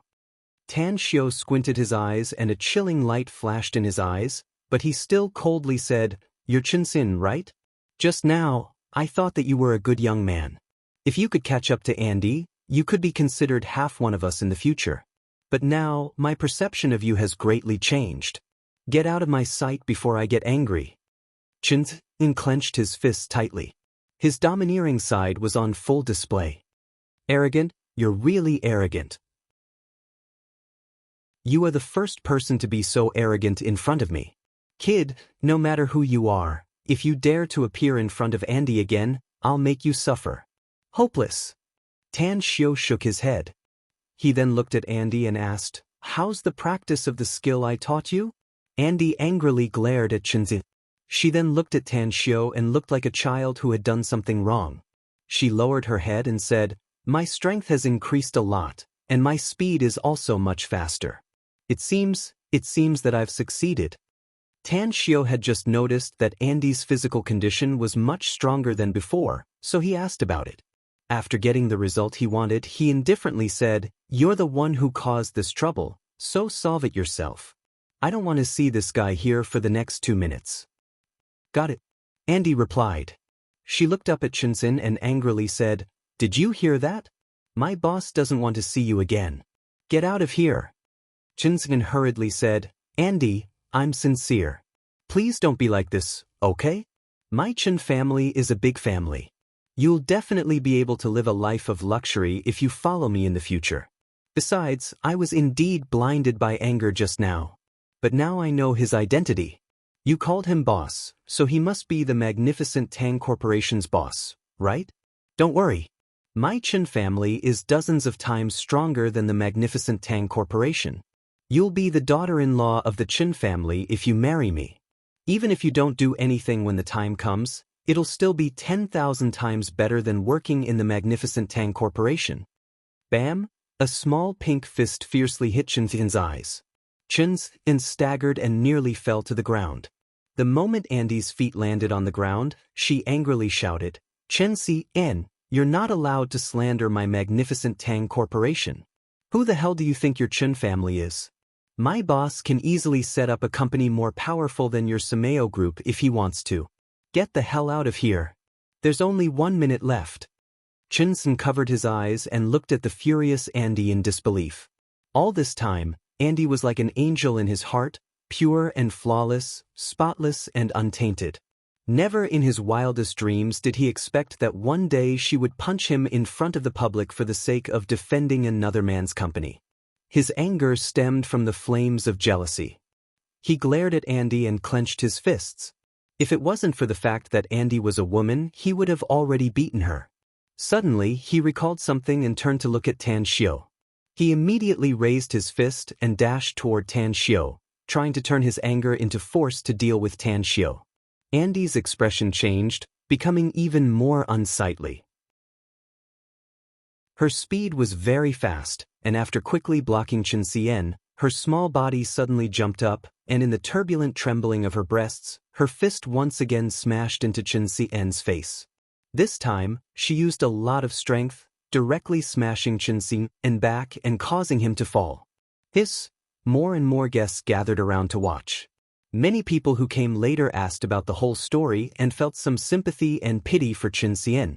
However, what happened next made many people look down on Chen Xian.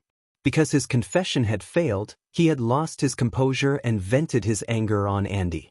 After all, Andy had been polite at first and had even said that she and the girl named Andy were just friends, but he still refused to let it go. When everyone saw Andy's angry attack, they all shook their heads and secretly lamented that Chen Xian had reaped what he sowed. He had insisted on embarrassing himself.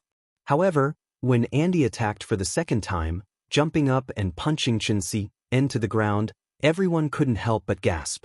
They were secretly shocked by Andy's speed and strength. However, just as they were about to recover from their shock, something even more unexpected happened. Andy rushed in front of Chen Xian and punched and kicked him on the ground. Moreover, it seemed that Andy had used a lot of strength. Chen Xian kept screaming and wailing. She had a beautiful face. Her petite body. She was just like a pure angel. And it was this little angel, who was so adorable that everyone couldn't help but like her, who actually displayed an unbelievable act of violence. Was it a violent angel? Tan Xiao sighed inwardly. Although he felt that Chen Xian was a bit pitiful, pitiful people must be hateful. He wouldn't be angry if Chen Xian didn't vent his anger on him. However, Andy was, after all, an employee of the magnificent Tang Corporation. Beating Chen Xian in public was a disgrace to her identity.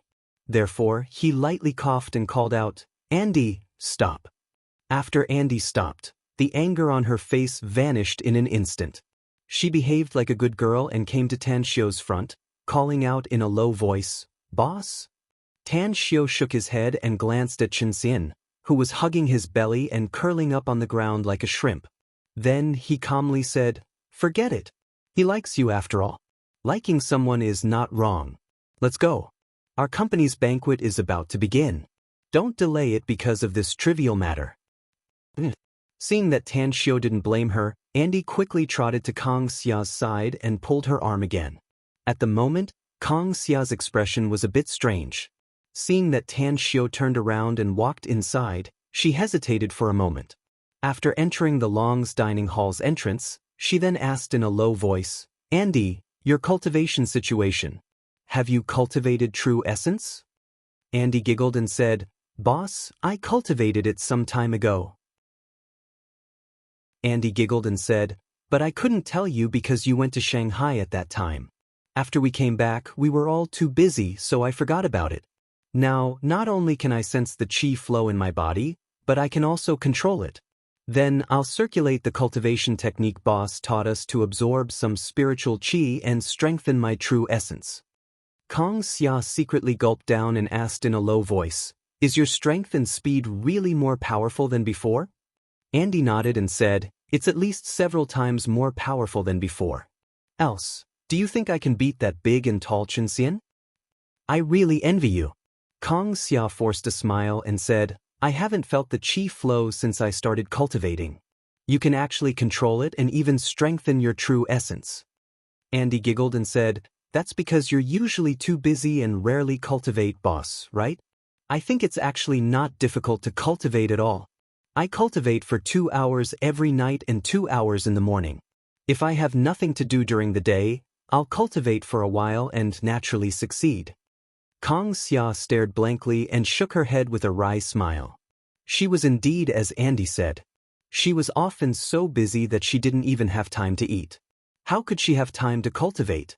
When she was more diligent, she could only continuously cultivate for a week at most, and only cultivate for 1 or 2 hours a day. She had secretly made up her mind that she must cultivate diligently in the future. After all, the boss taught them the cultivation technique. Even if her cultivation couldn't reach the extremely powerful level as the boss said, she couldn't be worse than Andy. "Andy, work hard. I'll definitely surpass you later," Kong Xia whispered. "Then I'll be waiting for you," Andy giggled and said. "Sweat. Today's monthly ticket is only 5. I'm going to cry." Chapter 417. Blue City, Smoor Hot Spring Center. Smoke curled up and surged in the open-air hot spring pool as 4 young men in shorts sat comfortably in 4 directions of the hot spring, talking and laughing wittily and wittily. Red wine and ashtrays were placed on the pool table beside them. 2 young girls in bikinis stood at the side, pouring tea and wine at any time. "I say, brothers, this hot spring in our blue city is pretty good, right?" Long Zhenglin rubbed his big bald head with a cigar between the fingers of his other hand. He said with a beaming smile as he smoked, "Not bad. Very good." Huang Su grinned. "It's a pity that the boss here doesn't know how to be flexible. He doesn't know how to get some chicks to accompany us in this open-air hot spring." "I say, second young master Huang, can't you live without women?" Fei Shan mocked. "If you want to play with chicks, go somewhere else." Huang Su grinned and said, "Hee hee, there's no such thing as this place." All right. I won't talk about women anymore. But you, Long Zhenglin, you invited us brothers here. Don't tell me it's just to soak in the hot spring? Is it your advertising company in Blue City that you want to pull some business from us?" Long Zhenglin raised his thumbs up and praised, "My parents gave birth to me, and Brother Huang knows me best. As you all know, our Long family has produced a powerful talent, and that is my brother. He's in charge of the family business, so I don't need to worry about it. So, I can only rely on myself to go to Blue City. The 3 of you are the local bullies of Blue City. I can't do it without your help." "You're smart." Huang Su laughed. "You can rest assured about the business. We'll help you pull some business after we go back. Anyways, what has your brother been busy with recently? I haven't seen his shadow for a long time." "What else?" Long Zhenglin laughed. "He received a big business a few days ago and has been busy abroad. I've been back several times recently, but I haven't seen him. Your Long family's business has already expanded abroad." Huang Su was surprised.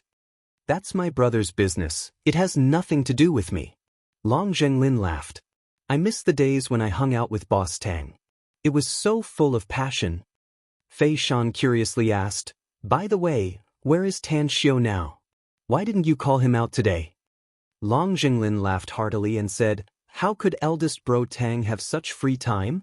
He has to go to school and run his business at the same time, so he should still be staying in Shanghai. A few days ago, I was thinking of finding time to go to Shanghai to look for him." Huang Su quickly said, "Lin, remember to call me when you go to find Tan Xiu." My mouth watered thinking about his company's fine wine. It's a pity. I've only managed to get my hands on 2 bottles so far, and I've even sent people to wait at the entrance of the specialty store in Blue City day and night. It wasn't easy for me to queue up and buy them. Fei Shan also sighed. That's right. I only got 2 bottles. Since we know Tan Xiu, we must go through the back door and get a lot of God's nectar. God's nectar? The young man who had been silent all this time suddenly had a change in expression as he asked, "Are you talking about the God's nectar produced by the magnificent Tang Corporation?" "Young Master Chen, it seems that you're also a wine addict," Huang Su said with a smile. God's nectar is indeed produced by the magnificent Tang Corporation, but unfortunately, the quantity is too little. The young man narrowed his eyes and asked, "You said that Tan Xiu works in the magnificent Tang Corporation? Or does he know the magnificent Tang Corporation's top management?" Huang Su, Fei Shan, and Long Zhenglin exchanged glances and the trio immediately grinned. With a bit of pride on his face, Long Zhenglin said with a smile, "Young Master Chen, eldest bro Tang is the magnificent Tang Corporation's big boss. Otherwise, do you think there's anyone else who can make this Long Zhenglin recognize him as a big boss?" The young man was shocked. The magnificent Tang Corporation's big boss? Tan Xiu? I've sent people to investigate the magnificent Tang Corporation's big boss, but there was no result. It seems that someone is deliberately hiding his identity. I didn't expect that you know him. Introduce him to me if you have time. No problem. Long Zhenglin grinned and said, "I'll introduce you to him when I go to Shanghai." Alright. The young man clicked the button. Suddenly, his mobile phone on the poolside table vibrated. After putting the cigar in his hand on the ashtray, he grabbed the phone and looked at the caller ID. After connecting the call, he asked, "What's up?" Chief Chen, second young master, was beaten at the entrance of the Long's dining hall. Chen Sirui frowned and asked in a deep voice, "What happened?" Second young master is pursuing a girl named Andy from the magnificent Tang Corporation. He proposed to her at the entrance of the Long's dining hall tonight. But Andy ignored him and proposed to another man instead. Later, they had a conflict and Andy beat second young master. I only heard about it and didn't see it with my own eyes, so I'm not clear about the specific situation. A voice came from the phone. I see. Chen Sirui shook his head and forced a smile. After hanging up, he dialed another number and said, "Jian, go to the Long's dining hall." Then was beaten up in the Long's dining hall. Find out what happened and who provoked him. Let him vent his anger. Understood. A middle-aged man's voice came from the phone. The 3 people in the hot spring pool all heard Chen Sirui's words. Curiosity was written all over their faces. Long Zhenglin asked curiously, "Young Master Chen, what happened?" "My younger brother was beaten at the Long's dining hall. I'm not clear about the specific situation, though." Chen Sirui forced a smile. "Your younger brother is very good, but he's too old-fashioned and likes to be stuck in a dead end." Long Zhenglin grinned and said, "I still remember that he fought with others to get that yacht a few years ago. He even abused the other party so miserably, yet he still didn't want to let it go. I heard that guy finally couldn't stay in Blue City anymore, no? His character is a flaw, but it's also an advantage." Chen Sirui sneered. "Most of the business in Star City has been handed over to him, and he's doing well. However, I heard that he recently fell in love with a girl who's an employee of the magnificent Tang Corporation. His character is too gentle. If I were him, I'd use hard methods to get her." Long Zhenglin rolled his eyes and said, "There's actually a girl in this world who can refuse your younger brother? It's really strange. It can't be Kang Xia, right? She's the apple of eldest brother Tang's eye. If anyone dares to touch her, I guarantee that eldest brother Tang will turn hostile." Chen Sirui shook his head and said, "It's not Kang Xia. I think it's a girl named Andy." Andy? Huang Su and Fei Shan faintly felt that the name was familiar, yet they couldn't remember where they had seen it. Immediately after, they no longer cared about it and laughed and joked. At the Long's dining hall, Chen Ian was sitting in a private box with a bloody nose and swollen face. His eyes flashed with anger as he smashed everything on the coffee table. As the general manager of the Long's dining hall, Zhang Tianfu forced a smile and didn't know how to comfort him. Ring, ring, ring, his cell phone rang. Chen Xian grabbed it and angrily glanced at it. He saw that it was a familiar phone number and immediately frowned. He picked it up and asked, Jian, what's up? Chief Chen ordered me to bring some people to the Long's dining hall. Were you, second young master? Chen Xian stared blankly for a moment. His complexion changed a few times as he said with a deep voice, I'm in the Long's dining hall. You go directly to the 0602 box. Alright. The call ended. Chen Xian looked up at Zhang Tianfu and said with a deep voice, Don't meddle in other people's business tonight. No matter what happens, I'll take care of it. Zhang Tianfu opened his mouth as he forced a smile and said, Young Master Chen, your family also has shares in the Long's dining hall. If you make it too big, it will have a bad impact on us. Chen Xian sneered and said, I told you that no matter how big it is, I'll take care of it. Zhang Tianfu was silent for a moment before he slowly nodded and said, I'm not feeling well tonight. I'll go back and rest first. Go. Chen Xian said with a gloomy expression. Long's dining hall, Jadewater Hall. The banquet hall that could accommodate hundreds of people was decorated with a festive atmosphere at this time. Rows of long tables were filled with all kinds of delicacies and drinks. At the end of the red carpet was a half-meter-high platform. A microphone was placed on top of the platform, while big speakers were playing at both ends. Inside the Jadewater Hall, dozens of magnificent Tang Corporation's top executives were chatting with smiles on their faces. Nearly all of them were talking about the mysterious big boss. Chief Wei, you're the oldest member of our magnificent Tang Corporation. You should have seen our big boss, right? Can you tell us about him? A middle-aged man holding a glass of red wine said with a smile. His words made the other 4 or 5 company executives around him look at Wei Zhongfeng. Since boss said that he'll come tonight, then he'll definitely come, said Wei Zhongfeng with a light smile. You want to know more about boss? Won't you be able to see him later? It's 6:52 p.m. now, 8 minutes to 7 p.m. I believe boss will arrive before 7 p.m. The middle-aged man said with a smile, Chief Wei, we know that we'll see boss tonight, but we don't know his character and temperament. Can you tell us first so that we can be prepared? Boss is easygoing and very wise, said Wei Zhongfeng with a smile. Yeah. The others nodded in agreement. A few minutes later, while everyone was chatting, Kong Xia and Andy came out from the Jadewater Hall's side door. As Andy walked downstairs, Kong Xia went straight to the innermost platform. She grabbed the microphone and said with a smile, Everyone, please be quiet. There are only 2 minutes left before 7 p.m. Our big boss doesn't like to waste time, so he'll come out soon. Now, please give a round of applause to welcome our magnificent Tang Corporation's big boss. Tan Xiu. Clap, clap, clap. As Kong Xia's voice fell, a continuous round of applause suddenly sounded.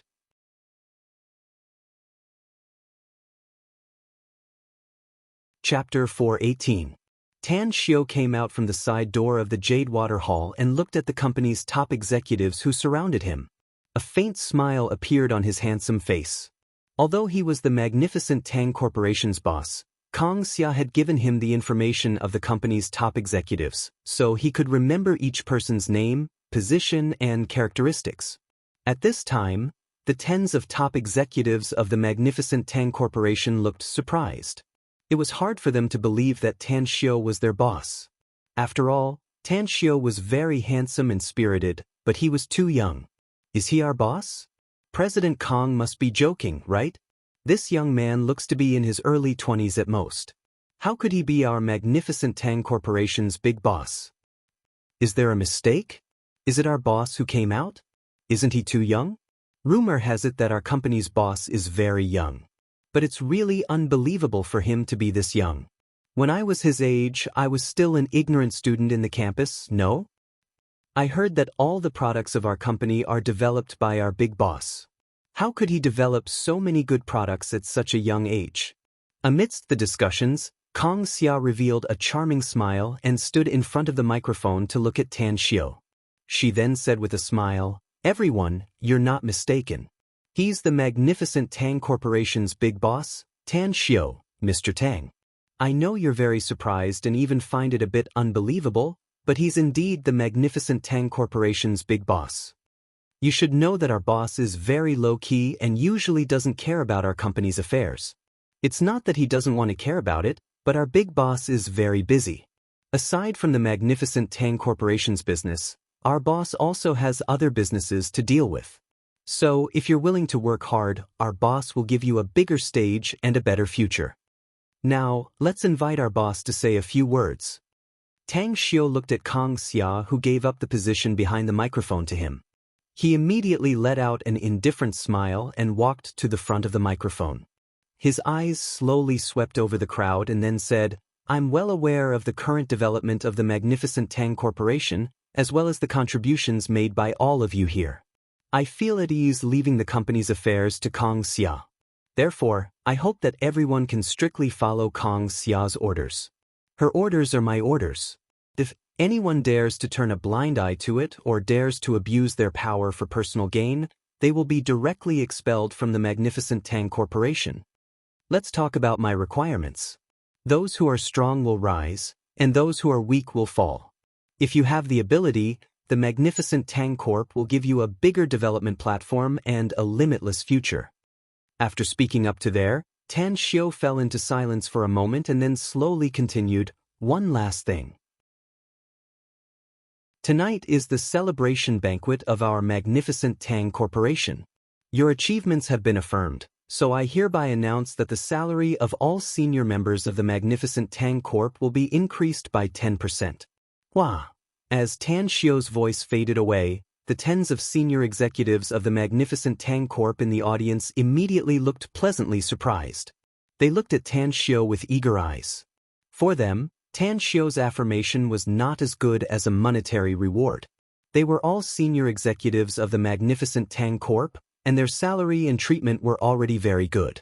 Coupled with their bonuses, it was already much higher than those of the senior executives of other large companies. If it was increased by 10% later, the total amount would be much higher. Clap, clap. It was unknown who took the lead, but all the senior executives in the entire banquet hall immediately applauded. For a time, the applause was thunderous. Tan Xiu gave the speaking position to Kang Xia and came to the audience. "Thank you very much for your generosity, boss." Kang Xia said with a smile, "I believe that everyone will be more motivated in their work in the future. I hope that the business of the magnificent Tang Corp will grow bigger and bigger with everyone's joint efforts in the future. I even hope that the business of the magnificent Tang Corp will go abroad and expand to every corner of the world. Tonight is our celebration time. Everyone, drink and have fun." Having said that, Kang Xia then gestured to Andy in the audience. A smile hung on the corner of Andy's mouth. After coming to the stage, she said with a smile, "Although Boss and Chief Kang don't talk much, everyone should be very happy, right? Now, let's start the banquet tonight." Soft crystal lights shone in every corner of the hall. As the magnificent Tang Corp's boss, Tan Xiu was naturally sought after by everyone. Almost every senior executive of the magnificent Tang Corp came to talk to Tan Xiu, wanting to show their existence in front of the boss. What made each of them pleasantly surprised was that Tang Xiu was able to accurately say their names and positions, as well as give them affirmation and encouragement for their work. Half an hour later, along with the melodious music, the lights in the banquet hall turned into colorful beams of light. This was a very common part of the banquet. A dance party. A dance party. Tan Xiu wasn't good at it. However, he still agreed to Kang Xia's invitation. Under Kang Xia's on-the-spot guidance, it only took him a short while to become a qualified dance partner. Bam! The crystal-clear water hall's door was kicked open as more than 20 strong men stormed into the banquet hall like wolves and tigers. The faces of the senior executives of the magnificent Tang Corp who were dancing slightly changed. As the lights turned on again, everyone's eyes fell on Chen Xian, who came in from the outside. Tan Xiu slightly furrowed his brows. He loosened Kang Xia's elastic and slender waist and walked over to Chen Xian's provocative expression. "Are you here to make trouble?" Tan Xiu's voice was very cold, and a bit of anger was brewing inside. Chen Xian looked at Tan Xiao as though he had just seen his father's murderer. His eyes turned slightly red as he clenched his fists and fiercely stared at Tan Xiao, saying, "That's right. I'm here to make trouble. Where's Andy? Tell her to come out." Andy appeared in a flash. She pointed at Chen Xian and shouted, "Chen Xian, do you think I hit you too lightly just now? Hurry up and leave, else don't blame me for beating you again." The corner of Chen Xian's eyes twitched and the anger in his eyes grew stronger. He glared at Andy and shouted, "Andy, there's something you don't know. There's never a time when I, Chen Xian, can't get what I want in my life. Tonight, I'll give you a choice. Come with me, or I'll cripple this so-called boss of yours. I'll give you half a minute." Andy glanced at the strong men that Chen Xian had brought with him, and his face showed some fear. But when she recalled that Tan Xiao was here, her timidity immediately vanished. Just as she was about to speak again, Tan Xiao reached out to stop her. Tan Xiao looked at Kong Xia and lightly smiled. "How much are all my clothes?" "Not counting the watch you're wearing, it's about 300,000 yuan. Although Kong Xia didn't know what Tan Xiao was thinking, she still replied respectfully. Tan Xiao nodded in response. His eyes then shifted to Chen Xian and lightly smiled. "Did you hear that? The price of my clothes is about 300,000 yuan. If I get stained with blood tonight, this set of clothes will be scrapped. The price of the clothes I've worn will be at least 100 times higher. Have you thought about it? If the provocation fails, not only will you disgrace yourself and suffer physical pain again, you'll also have to compensate me for the loss of 30 million yuan worth of clothes." "Ha!" Chen Xian burst into laughter. His face was full of ridicule as he loudly said, "You're really crazy. Do you think you can be arrogant in front of me just because you're the magnificent Tang Corporation's boss? Can't you see the current situation clearly? You're just an idiot in my eyes." In an instant, the senior executives of the magnificent Tang Corporation present looked angry. They were all the top executives of the magnificent Tang Corporation, and Chen Xian humiliating their boss was the same as humiliating them. Although many of them knew that Chen Xian was a person in Star City, they didn't have a good impression of him. After all, Chen Xian had gone to the magnificent Tang Corporation many times to pursue Andy, which had already caused a lot of people to hate him. Plus, their big boss, Tan Xiao, had just increased their salaries, so many of them were ready to call the police. The smile on Tan Xiao's face receded like the tide. He calmly looked at the arrogant and domineering Chen Xian and asked, "Are you done?" "Yeah, it's time for Andy to choose." Chen Xian sneered. "Even if she chooses to go with me tonight, you'll still be beaten up and have to lie in bed for a few months." Tan Xiao gave a thumbs up and praised, "I was hesitating about how much I should deal with you. But since you've told me, then I won't be polite anymore." His voice faded away. Tan Xiao instantly appeared in front of Chen Xian and his lightning-fast fist directly smashed toward Chen Xian's face. A swift and violent figure instantly appeared in front of Chen Xian.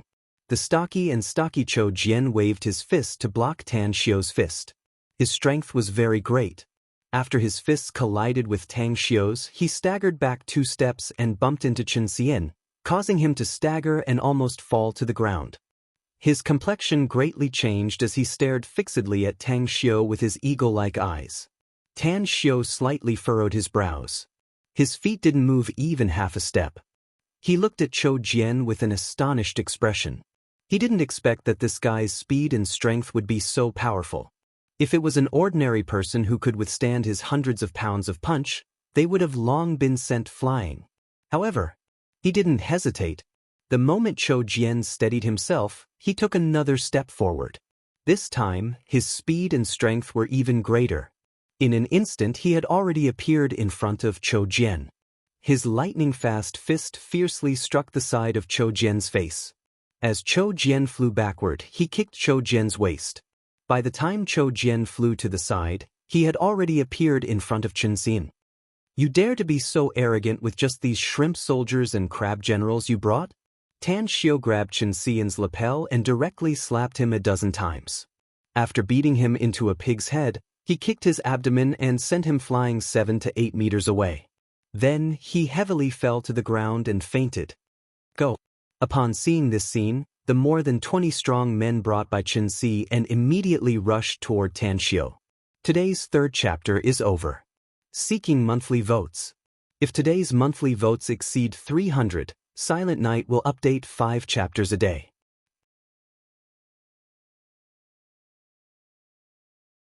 Chapter 419. More than 70% of the magnificent Tang Corporation's top executives were men. Nearly half of them were young men due to Kang Xia boldly using newcomers. Therefore, after the 20-plus big men aggressively rushed over, Scarblade Chang and Wei Zhongfeng directly chose to join hands with Tan Xiu. They grabbed the wine bottles and other items on the table and rushed toward the big men. Except for some women and a few more timid men, the others hesitated for a moment before joining the fray. The scene of the gang fight was particularly chaotic. Tan Xiu didn't expect that the magnificent Tang Corporation's top executives would act, so he acted very fast. Whenever he found someone injured, he immediately attacked the enemy in front of the injured person. After just half a minute of chaos, more than 20 big men who followed Chen Xian to cause trouble were all knocked down. 5 or 6 top executives of the magnificent Tang Corporation were also slightly injured. "Boss, do you want to call the police?" Kang Xia, who had just stopped many people from calling the police, quickly came to Tan Xiu's side and asked in a whisper after seeing that all the troublemakers had been subdued. Tan Xiu shook his head and said, "No need to call the police. Tell everyone to wait here. Today's matter isn't over yet." Kang Xia hesitated for a moment before she nodded and said, "Do you want to send the injured to the hospital now?" Tan Xiu shook his head again. He strode toward the injured people and quickly treated them. Several top executives of the company who were bleeding had their wounds stopped bleeding after Tan Xiu's simple treatment. "Everyone, thank you for your help. After today's incident, I found that the top executives of the magnificent Tang Corporation are very united and cohesive. Remember my words today. If anyone dares to bully our company's people in the future, everyone can join hands to deal with them. You can contact me directly if the other party has a strong background. As the company's boss, I'll stand in front of you and stand up for you." Tan Xiu looked around and spoke in a deep voice. Finished. He strode toward Chen Zilan, picked him up, and slapped him a few times to wake him up from his coma. Then, he threw him to the ground like a dead dog and coldly snorted, "Now, let's continue our talk. You brought your people to disturb the banquet of my magnificent Tang Corp, causing our company to suffer great losses. Furthermore, all the senior executives of our company are injured. How are you going to compensate for the medical expenses, loss of working time, mental damages, and so on?" Chen Zilan shook his head and looked at his subordinates who had been knocked down and were curled up on the ground, groaning in pain. Chen Zilan's eyes were filled with disbelief. He seemed to be unable to believe his own eyes. He even raised his arm to rub his eyes, trying to make sure that he was not seeing things. However, he was disappointed because the 20 strong men he had brought with him had all been beaten to the ground. "You, Chen Si?" and shifted his gaze to Tan Xiu. He opened his mouth, but he didn't know what to say. Just now, he was arrogant and domineering, saying that he would make Tan Xiu pay the price and make Tan Xiu lie in bed for a few months. Yet he didn't expect that the situation would turn out like this. Tan Xiu sneered and grabbed a wine bottle. He walked to the front of a big man beside Chen Zilan and smashed it on his head. The big man screamed. Tan Xiu grabbed the blood on the big man's head and wiped it on his clothes. Then, he turned to look at Chen Xian and sneered, "I'll pay 30 million as compensation for my clothes. Plus the other losses, none of you can leave this banquet hall tonight if it's less than 200 million. 200 million? Chen Xian stared blankly for a moment. Anger burned in his heart again as he glared at Tan Xiu. He crawled up with difficulty and angrily yelled, "Don't go too far, surname Tang. I can take out 200 million, but do you have the life to spend it?" "Pa." Tan Xiu slapped him and then pointed to a chair not far away from him to Scarblade Chang. Scarblade Chang moved the chair over with a smile on his face. After Tan Xiu sat on it, he crossed his legs and said indifferently, "You don't need to worry about whether I have the life to spend it or not.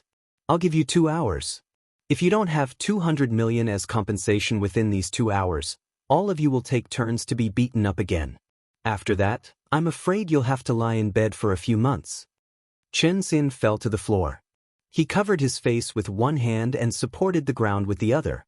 After struggling to sit up, a ferocious look appeared on his handsome face as he shouted sternly, "Surname Tang, you've got guts.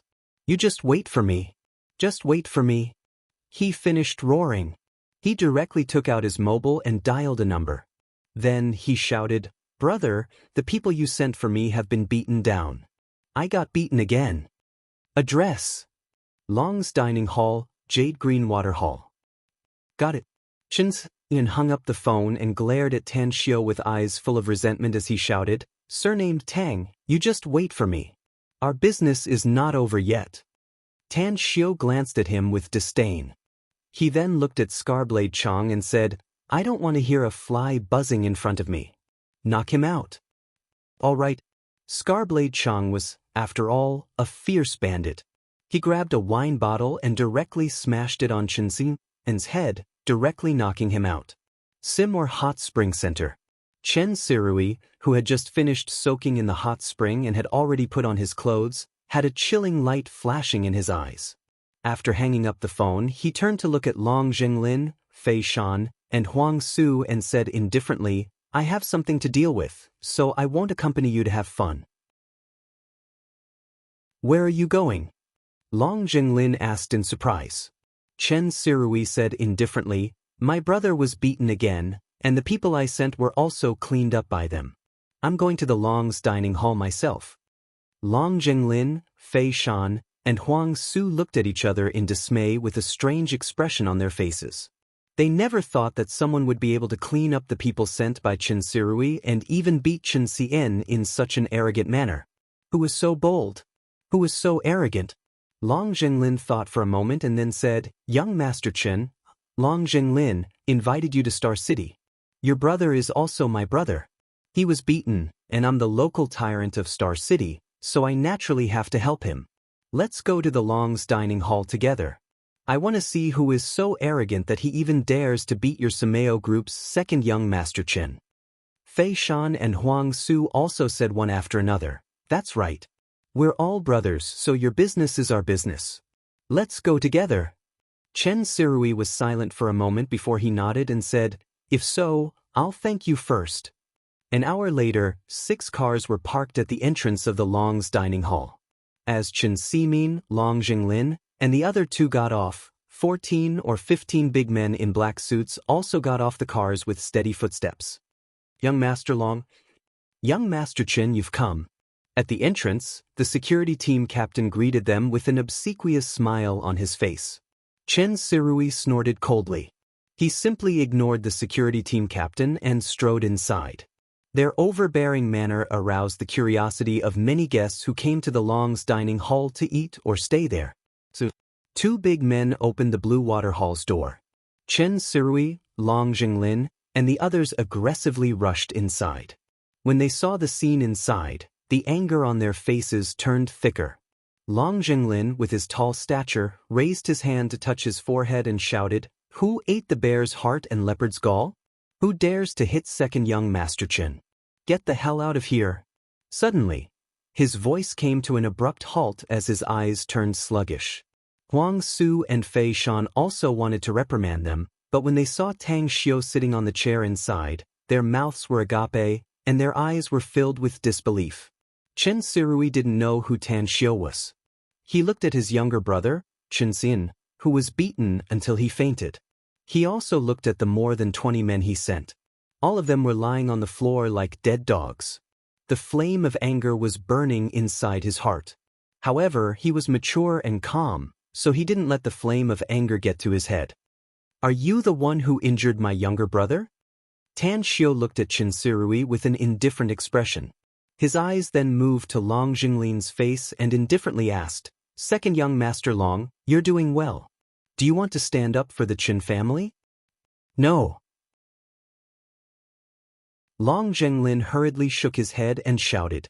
Chen Sirui was stunned. He turned his head to look at Long Jinglin, who was desperately shaking his head. His brows deeply wrinkled. Tan Xiu coldly snorted. He looked at Huang Su and Fei Shan and asked indifferently, "What about you two? Do you want to stand up for the Qin family?" Huang Su and Fei Shan exchanged glances. Wry smiles appeared on their faces as they shook their heads and said, "No, no. It has nothing to do with us." "That's right. Since it's your matter, it's not convenient for us to intervene." Chen Sirui was stunned. He looked at Long Jinglin, Fei Shan, and Huang Su incredulously. Before coming here, the three of them were clamoring to advance and retreat together with him and help him clean up his enemies. But now, how could they? Long Jinglin, Huang Su, Fei Shan, what's the meaning of this? Chen Sirui asked angrily. Long Jinglin was silent for a moment and suddenly said, "Young Master Chen, there's something you don't know. Your younger brother has provoked the magnificent Tang Corp's people. As for me, although I don't have any great ability, I have some small shares in some businesses under the magnificent Tang Corp's banner. Therefore, if your Chen family wants to deal with the magnificent Tang Corp, it's the same as dealing with me. If you really want to fight, don't blame me for not giving you any face." Chen Sirui was stunned. He didn't expect that these people in front of him turned out to be the magnificent Tang Corp's people. Suddenly, he seemed to realize something. His eyes looked at Kang Xia, who was standing beside Tan Xiu, and his expression suddenly changed. "You're Tan Xiu?" Tan Xiu lightly said, "I never thought that a nobody like me would be known by young Master Chen. Should I feel overwhelmed by your favor?" Chen Sirui finally understood why Long Jinglin, Fei Shan, and Huang Su changed sides at the last moment. They knew Tan Xiu before and even had some friendship with Tan Xiu. Especially Long Jinglin, who was dead set on Tan Xiu. If he and Tan Xiu were to fight, it was likely that Long Jinglin would not hesitate to stand on Tan Xiu's side.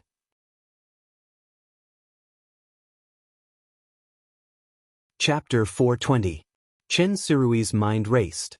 After figuring out a lot of problems, the anger on his face disappeared and was replaced by indifference. Although he didn't know Tan Xiu's background, he could guess that Tan Xiu was definitely a very strong opponent from the performance of Long Jinglin, Fei Shan, and Huang Su. Therefore, he didn't want to act immediately before thoroughly investigating Tan Xiu's background.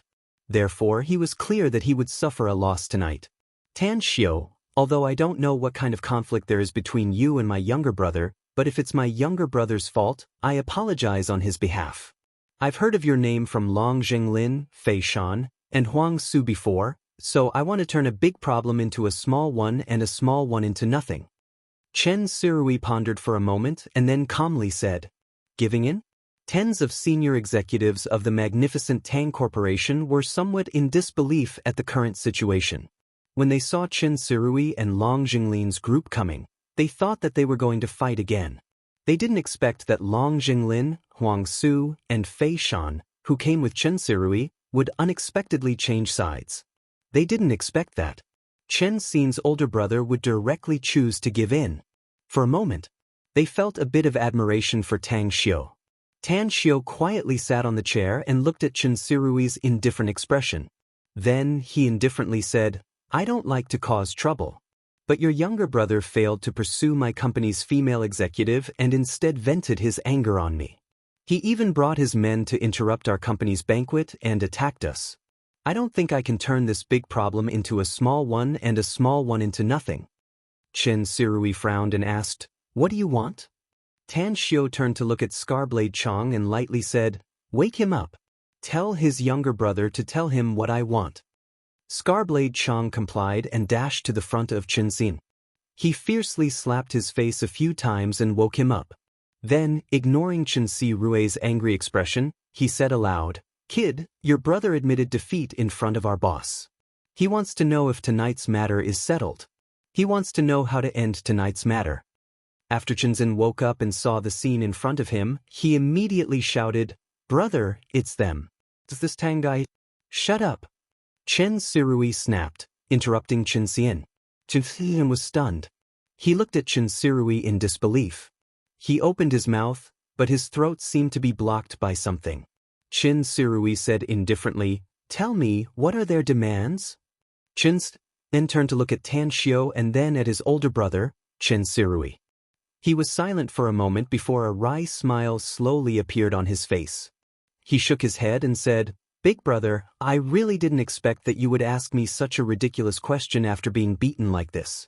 Okay, I understand." 200 million. He wanted 200 million as compensation. "I can't get the money now, so help me pay for it. I'll return it to you later." Chin Sirui frowned. He turned to the middle-aged man beside him and whispered some words. As the middle-aged man strode away, he looked at Tan Xiao and said, 200 million will be transferred to your account later. Are you satisfied now? Can I take my brother and leave now? Young Master Chin, is it? Tan Xiao said with a faint smile. You're very good. You're very patient. Generally speaking, I won't spare people with your character, especially if you're my enemy. It's my principle to cut the weeds and eliminate the roots. However, I don't want my company's top executives to think that I'm too cruel, so you brothers should be glad. Promise me one condition and you can leave now. What condition? Asked Chin Sirui indifferently. Tan Xiao pointed to Chin Sirui and said indifferently, you brothers are not allowed to step half a step into Star City from today onwards. Else, I don't mind visiting your Chin family in Blue City. Of course, if you brothers want to retaliate, feel free to come at me. I really want to see how much ability your Chin family has. Maybe you'll be able to see it one day in the future, said Chin Sirui apathetically. I agree to your condition. A murderous intent flashed in Tan Xiao's eyes as he said indifferently, get the hell out. Chin Sirui made a gesture. More than a dozen strong men immediately supported Chin Si En and his men and quickly left. Tan Xiao looked at Long Jinglin, Fei Shan, and Huang Su, who hadn't left, and asked indifferently, is there something else? With an obsequious smile, Long Jinglin came to Tan Xiao's front and said, eldest brother, don't show me such a distant and unapproachable look.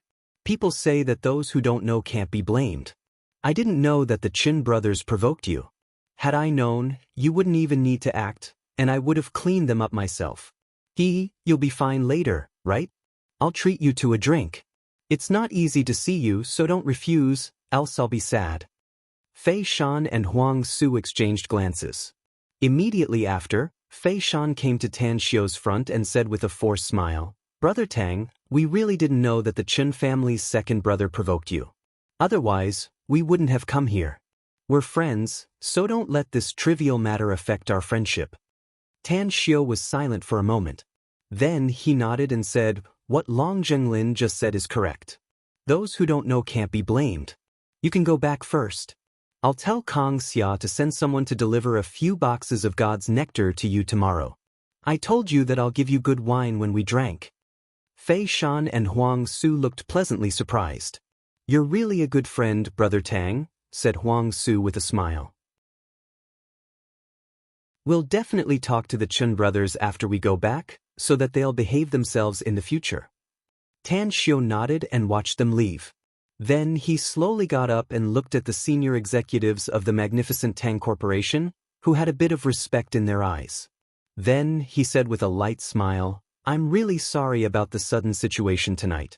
But tonight, you've shown me that you're all good employees of my magnificent Tang Corporation. All those who were injured tonight will be rewarded 10 million yuan each. Those who weren't injured but joined in the fight will be rewarded 2 million each. Remember my words. If anyone dares to bully the brothers and sisters of the magnificent Tang Corporation in the future, I'll reward you if you dare to help them. Thank you, boss. Scarblade Chong was the first to laugh. When he participated in the fight, his arm was torn and he could be considered as an injured person. The 10 million yuan reward made him smile so much that he couldn't even close his mouth. Although he got more than 10 million yuan as a dividend from the share of the God's Nectar, he could only get the money at the end of the year. Furthermore, 10 million yuan was not a small amount for him. At this moment, he simply admired himself for his choice at that time. Thank you, boss. Thank you, boss. The other senior executives of the company who participated in the fight, even those who weren't injured, were all surprised and thanked him. At this moment, the way they looked at Tan Xiao was completely different from before. The boss was so generous. It was their greatest happiness.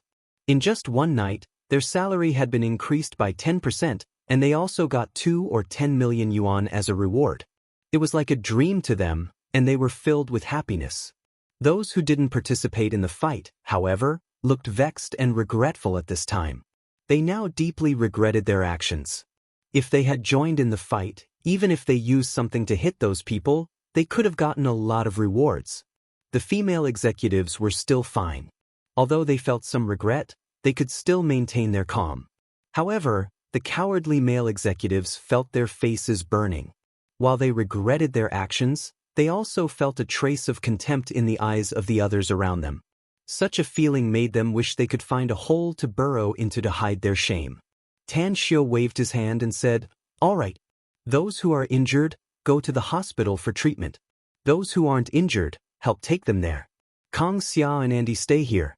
The rest can go back first." A few minutes later, the other senior executives of the magnificent Tang Corporation left, leaving only Kong Xia, Andy, and Long Zhenglin, who stood at the side with a smile. A trace of a smile hung on Kong Xia's face, whereas Andy looked a bit restless.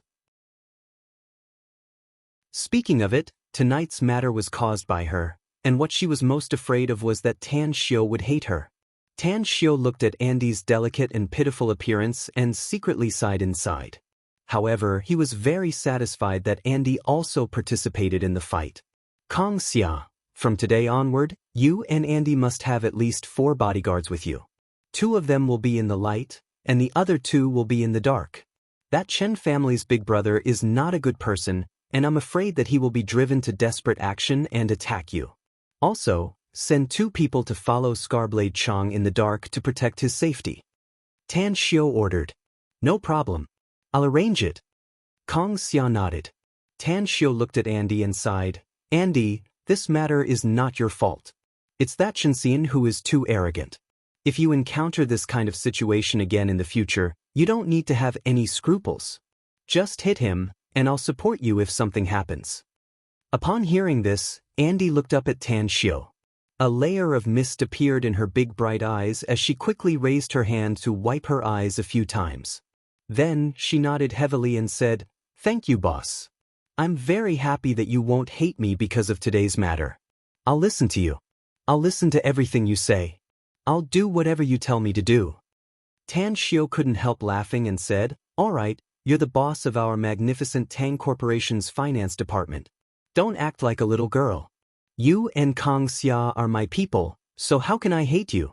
Speaking of which, I also want to praise you because you've done a good job in some aspects, much better than Kong Xia." At the side, upon hearing Tan Xiu's words, Long Zhenglin was surprised and exclaimed, "Are you kidding me? Eldest brother, you've taken the great Belle Kong and little Angel Andy? They're all your women? What the hell are you talking about?" Tan Xiu scolded with a smile. "No one will think you're a mute if you don't talk." Ugh. Long Zhenglin scratched his head with a silly smile, realizing that he had misunderstood.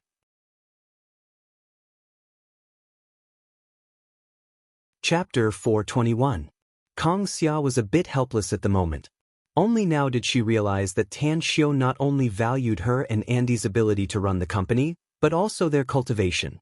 "I'll definitely try my best, boss," said Kong Xia seriously. "Remember your words." Tan Xiu said with a smile, "I want to see you reach Andy's level. I'll personally take you to Jingmen Island after you've done that." Alright. Kong Xia had long wanted to visit the Everlasting Feast Hall's HQ in Jingmen Island. Tan Xiu's words made her firmer that she must go all out to cultivate in the future. Tan Xiu waved his hand and said, "You 2 can go back as well. I'll return to Shanghai early tomorrow morning, so I'll leave the magnificent Tang Corporation to you." "You're going back to Shanghai tomorrow, boss?" asked Kong Xia quickly. "Then, when will you come back?" "Don't worry," Tan Xiu said with a smile. "It's already September 20th now, so I'll come back on the 11th. Upon hearing it, Kong Xia immediately smiled and nodded. "Then we'll take our leave first. Take care of your body." Tan Xiu nodded with a smile.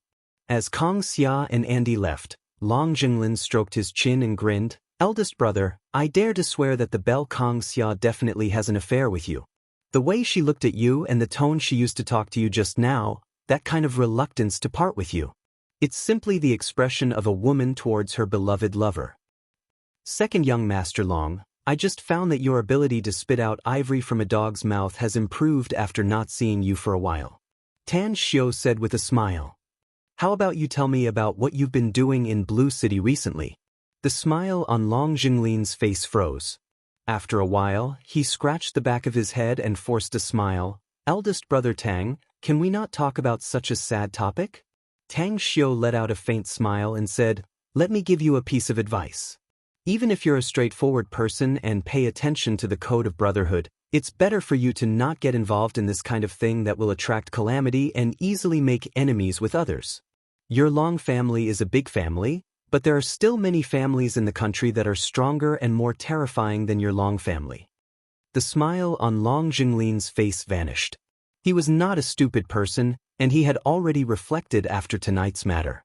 Now that he heard Tan Xiao's words, he silently nodded and said, Eldest brother, I have a plan. It's good that you have a plan. Tan Xiao said with a smile. We've been tossing all night and haven't eaten much. Tang, let's go. Take me to your place to eat. Long Jinglin was pleasantly surprised. Boss, you want to go to my place? Tang Xiao unbuttoned his shirt and took off his coat, saying, I'm covered in blood. My parents will definitely ask me about the situation if I go home now. Tan Xiao said, first, I'll go take a bath there and we will have some wine. There's God's nectar in the trunk of my car. Long Jinglin's eyes lit up. While walking toward the outside with Tang Xiao, he grinned and said, Eldest brother, you promised to give Fei Shan and Huang Su some God's nectar. You can't favor one and discriminate against the other, right? I don't care, I want him. No, 20 boxes of God's nectar. Tan Xiao glanced at him and lightly said, I'll give you 30 boxes. Send 10 boxes to your father and brother respectively. Suddenly, he seemed to recall something as he took out his mobile and dialed Kong Xiao's number. After Kong Xia picked up the call, he ordered, take some time to send some God's nectar to Chen Zhizhong and Yuan Zhengxian in the next 2 days. 10 boxes each. Alright. Kong Xia chuckled.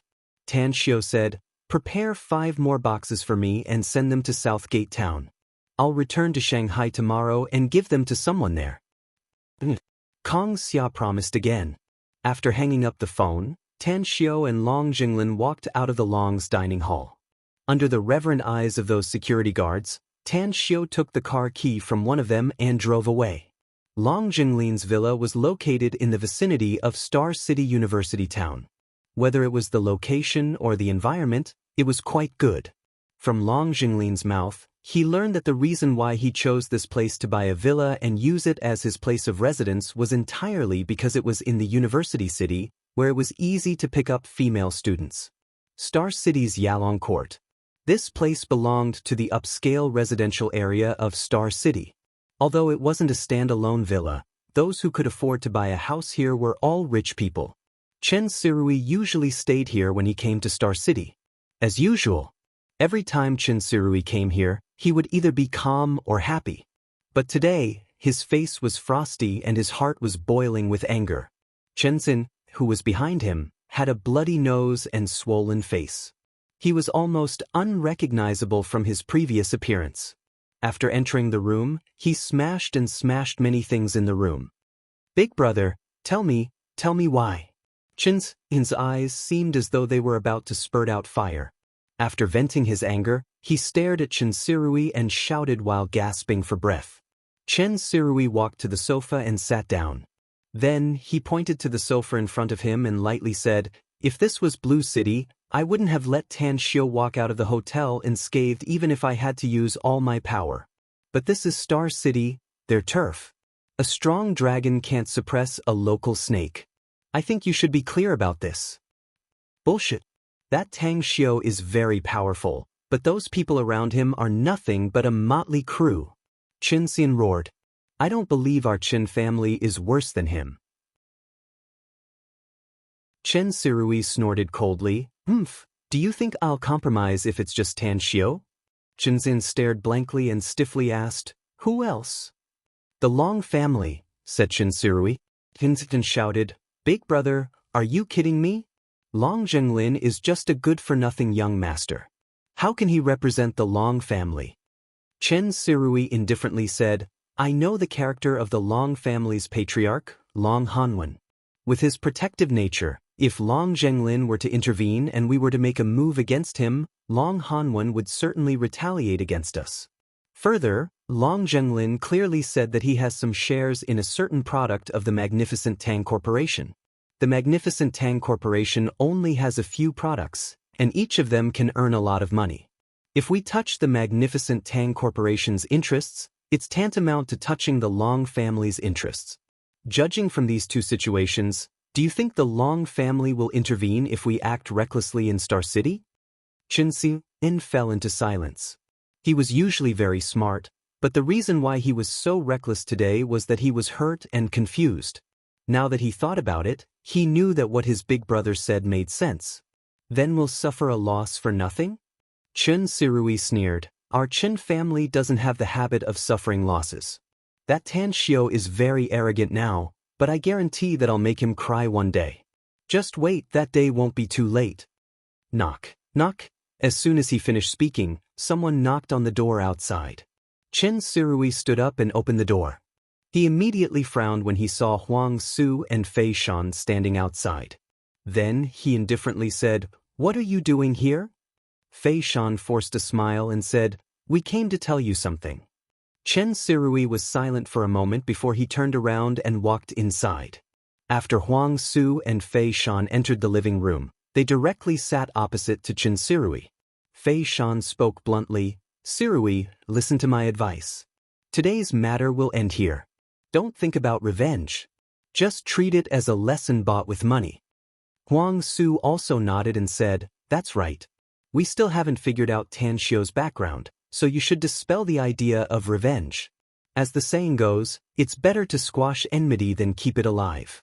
We're all businessmen, and we may cooperate in some aspects in the future. Chen Sirui coldly said, If you two are here to persuade me, then I hope you can leave now. That surnamed Tang has gone too far, and I can't let this matter go. You don't know his background, but I'll send someone to investigate it. I want to know how much ability he has. Huang Su and Fei Shan exchanged a glance, and a wry smile emerged on their faces. After a moment of silence, Fei Shan slowly asked, Brother Sirui, you should know about the Zhang family in Blue City, right? Chen Sirui furrowed his brows and lightly said, Is it the Zhang family that has been uprooted and their company has been divided? Fei Shan nodded and said, Yes, it's this Zhang family. Chen Sirui said with a cold face, I know.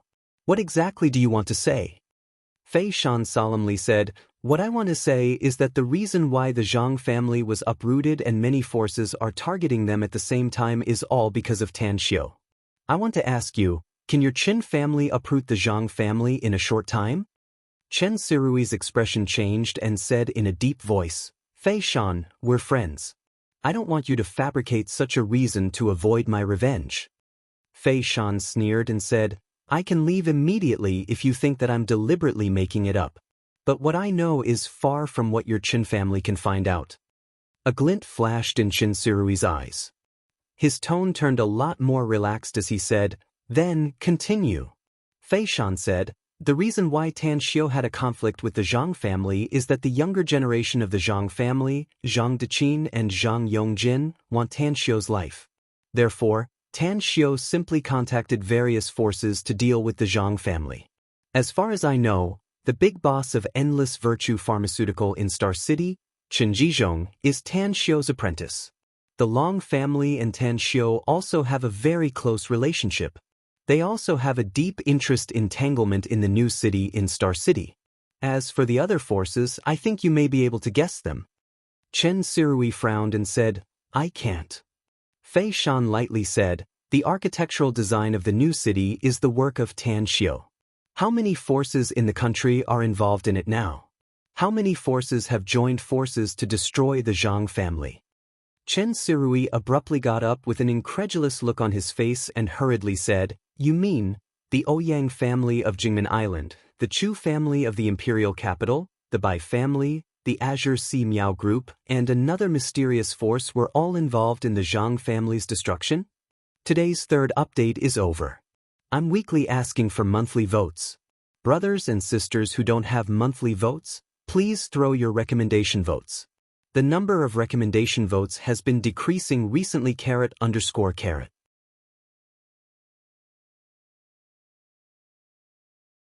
Chapter 422. Fei Shan looked at the shocked Qin Sirui and lightly said, I can't give a 100% guarantee whether it's these forces or not. But what I can guarantee is that after the Zhangs are destroyed, all the properties of the Zhangs will be divided by these forces.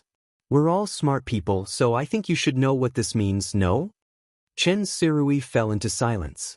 Despite the fact that his Chen family was a big family with more than twice the strength of the Zhangs, but upon hearing Fei Shan's words, his heart was still shaken by a stormy sea. If what Fei Shan said was true, then Tan Xiu's ability was far beyond his expectation. Once his Chen family retaliated against Tan Xiu, it was very likely that they would be ganged up on by these forces. Huang Su suddenly said, Fei Shan, what you said may shock Chen Sirui, but he can't be afraid. I think we should tell him Tan Xiu's biggest trump card, so that he can give up the idea of retaliating against Tan Xiu. Tang Xiu still has the biggest trump card? Asked Chen Sirui hurriedly. What is it? Chen Sirui asked. Huang Su glanced at Chen Xian at the side and indifferently said, Long Zhenglin has been hanging out with me a lot recently. We were drinking together before, and he spilled out one thing after drinking too much. It's Tan Xiu's true identity. Do you think Tan Xiu can manage the magnificent Tang Corporation to such an outstanding level if he doesn't have a deep background? What background? Chen Sirui asked in a deep voice. The Tang family in the imperial capital, said Huang Su. Hiss. Chen Sirui was shaken and couldn't help but gasp. How could he not know about the Tang family in the imperial capital? He once followed his grandfather, who was the most senior member of the Chen family, to the capital to visit some influential families in the imperial capital. But because the old patriarch of the Tang family had a very high status, even his grandfather wasn't qualified to receive Tang Guosheng's reception. Only the third son of the Tang family, Tang Guoshou. Even if it was Tang Guoshou, his high status was enough for the grandfather and grandson of the Chen family to look up to him. Tan Xiu is really a member of the Tang family in the imperial capital? I don't think Long Zhenglin needs to brag about this matter. After Fei Shan and I heard the news from Long Zhenglin, we asked our friends in the imperial capital to inquire about it. Do you know what we found out? Chen Sirui quickly asked, What is it? The descendants of the Tang family who have been lost for many years have just been found recently, said Huang Su. The head of the Tang family, Tang Guosheng, the most powerful figure in the country, was that man's grandfather. After that, Fei Shan and I also quietly investigated Tang Xiu. We found out that he was always muddle-headed and muddle-headed 3 or 4 months ago. He was simply an idiot with a mental illness. But suddenly, he changed and became very powerful. Whether it was in terms of learning, networking, or doing business, all of them were shocking and shocking. Say, the Tang family had just found their descendant, and Tan Xiu began to show his dazzling brilliance. Is there no connection between them? Chen Sirui fell silent again. Through the conversation between Fei Shan and Huang Su, he finally realized what kind of person his younger brother had provoked. No wonder Tan Xiu dared to be so arrogant and domineering even though he knew that his brother was a member of the Chen family in Blue City. Chen Sirui, we've told you everything. If you don't believe it, you can use all the forces of your Chen family to investigate Tan Xiu's background. See if what we said is true or not. As for the retaliation, you and your brother should think about it carefully before making a decision. Fei Shan straightly stood up and said, Considering that we've been friends for many years, we came here to tell you about this. If you don't listen to our advice and insist on doing things your own way, then don't blame us for not warning you. Chen Sirui took a deep breath and said, Fei Shan, Huang Su, no matter what, I'm very grateful for you coming here to tell me these things. I'll send someone to investigate Tan Xiu. If his situation is really like what you said, I'm afraid we don't have the courage to retaliate even if we want to. So you can rest assured. Alright. Huang Su and Fei Shan's complexion eased a lot as they bade farewell and left. In the deathly silent living room, Chen Sirui glanced at his younger brother, Chen Xian, with a cold and detached expression and said, "You heard what Fei Shan and Huang Su just said. If Tan Xiu is really as terrifying as they said, then we can only eat this grievance in silence. Let's put an end to this matter of revenge." A chilling light flashed in Chen Xian's eyes as he coldly said, "If the Tang family is really behind him, then the Chen family doesn't need to care about the enmity between him and me. If worst comes to worst, I'll hire an assassin from abroad and kill him directly." Chen Sirui dashed to the front of Chen Xin and slapped his swollen face. Then, he grabbed his lapel and shouted, "Didn't you hear how the Zhang family was annihilated? Do you think the Tang family will let it go if you hire an assassin to kill him? With the Tang family's strength, it's absolutely easy for them to investigate you. Do you think you can be clean just because you and the Chen family are clean? When the time comes, the Tang family will directly vent their anger on our Chen family. Do you want our entire family to be buried together with you?" Chen Xin covered his cheek and opened his mouth, but he didn't know what to say. That's right. If the Tang family retaliates, they will not only retaliate against him, but also implicate his family. For a moment, a deep sense of powerlessness grew inside his body. Late at night, Tan Xiu drove back to Southgate Town. He took a bath at Long Jinglin's place and changed into another set of clothes bought by Kang Xia today. After eating and drinking to his heart's content, he directly came back. As for Long Jinglin, he drank a bit too much and went to bed in a daze. When the Land Rover SUV entered the villa's courtyard, Tan Xiu found that the lights inside were brightly lit. Su Lingyun was leaning on a chair at the door, reading a book. Meanwhile, Tang Yunda was by her side, holding a laptop and looking at something. The car's headlights disturbed them. Su Lingyun directly got up from the chair with a trace of excitement on her face. She trotted a few steps outside and looked at Tan Xiu, who got out of the car. A bright smile appeared on her rosy face. "Son, I heard from your dad that you came back at noon. I was asleep at that time. Why didn't you wake me up?" Su Lingyun said with a smile. "Mom, I saw you sleeping soundly at noon, so I didn't wake you up." Tan Xiu smiled. "I've just finished my business and came back." With a satisfied smile, Su Lingyun said, "See how I'll clean you up if you didn't come back." "That's right, shouldn't you be in Shanghai? How come you're back now?" "It's not the official class time yet, so I took advantage of the official class to come back and hold a celebration banquet for the magnificent Tang Corporation's top executives." Tan Xiu said with a smile. Ding, dong, a text message notification sounded from Tan Xiu's mobile phone. He took it out and read the text message. A smile immediately appeared on his face. The content showed that 200 million yuan had been transferred to his account. Seeing that Tan Xiu put away his mobile phone, Su Lingyun asked, "Son, have you had dinner? If you're hungry, I'll cook something for you." "I've eaten. I'm not hungry," Tan Xiu said with a smile. "Little Yun, you can rest assured now that Xiu is back," Tang Yunda said with a smile. "It's late now. He's been busy all day and I'm sure he's tired. Let him rest early.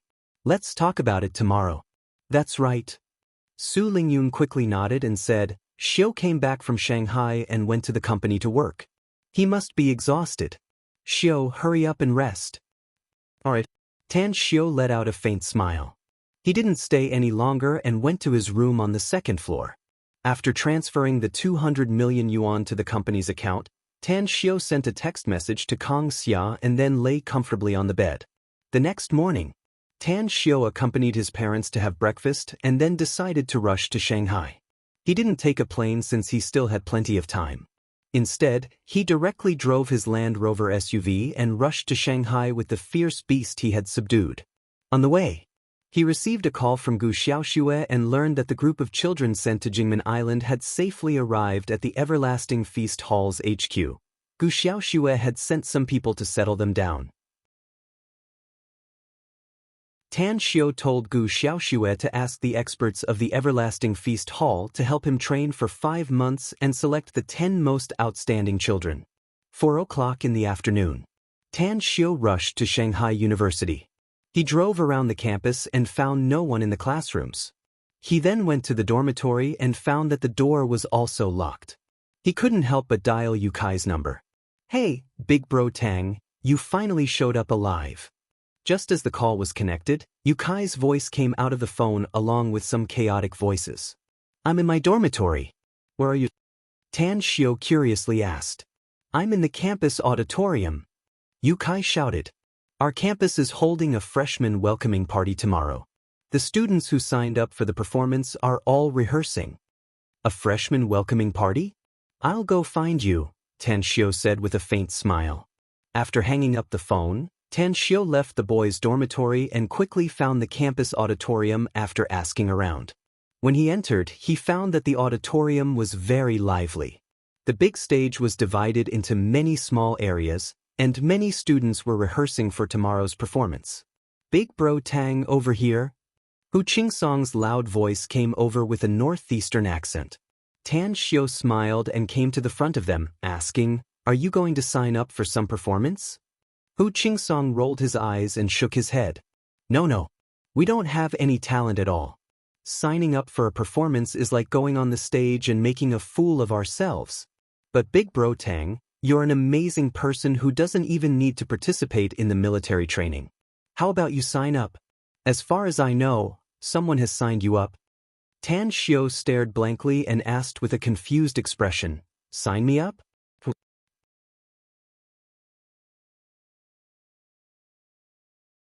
Chapter 423. Hu Qingsong pulled Tan Shio's sleeve and pointed to the place with the most onlookers, saying with a smile, "Of course it's the #1 beauty among the top 10 campus belles of our university." "The top 10 campus belles? The #1 beauty?" A strange look appeared in Tan Shio's eyes as he asked, "Our university has a campus belles ranking? Who's the #1? "It's your good friend, Mu Weining, of course." Hu Qingsong grinned. "Sigh, there are too many people gathered over there. Otherwise, you'd be able to see Mu Weining's figure." Tan Shio released his spiritual sense and instantly saw Mu Weining standing gracefully in the middle of the crowd, watching several girls performing a street dance. Quickly, he retracted his spiritual sense and shook his head with a smile. "She helped me register, but it shouldn't count, right? She seems to be a graduate student at our university, not a classmate of ours at all." "You don't know, Big Bro Tang." Zhao Liang laughed and said, "Our teacher Han accepted the Great Beauty Mu's suggestion and filled your name in the program column. As for what talent you want to show, you didn't fill it. We should be waiting for you to come back and let you decide for yourself. We brothers are all waiting to see your performance." "No way, right?" Tan Shio forced a wry smile. "How can this be? Can I refuse? There's no reason to withdraw the program that has been registered." Zhao Liang shook his head. "Unless you're absent, no one can do anything to you. But if you're absent, I'm afraid you'll be despised by all the students in the university. The university will even deduct your credits and give you a disciplinary warning." Tan Shio hesitated for a moment before he finally shook his head with a wry smile and said, "Forget it. I'll perform then. It's not a big deal anyway. I don't have any other skills, but I'm not afraid of talents. I'm proficient in chess, zither, calligraphy, and painting. I'll definitely shock everyone when I perform on the stage."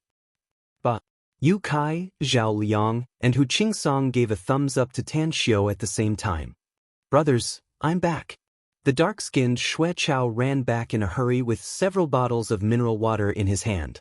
When he saw Tan Shio, he immediately exclaimed in surprise, "Big Bro Tang, you're back. That's great. We brothers can finally meet again." Tan Shio chuckled and said, "We're from the mountain." Xue Chao patted his chest as he grinned and said, "Us mountain people have rough skin and thick flesh. Look, I don't even have a problem jumping around now." "Just take it easy," said Tang Shio with a smile. Tan Shio nodded and smiled. "By the way, I just got my salary, so I won't be returning it to you for now.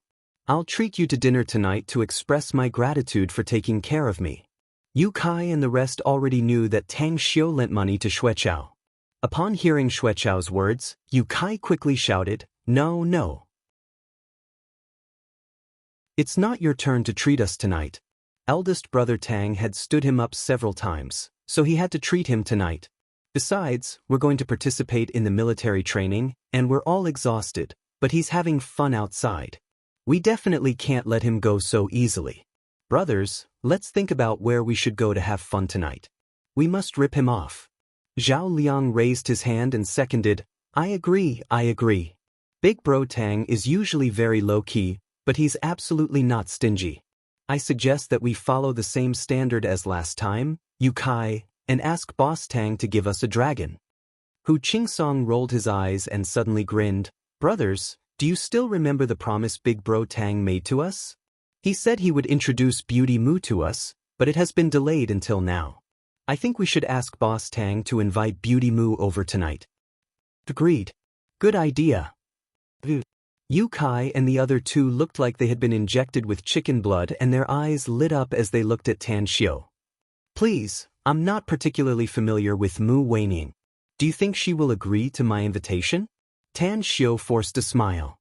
She must agree. Yu Kai exclaimed. Just give it a try. Hu Qingsong exclaimed.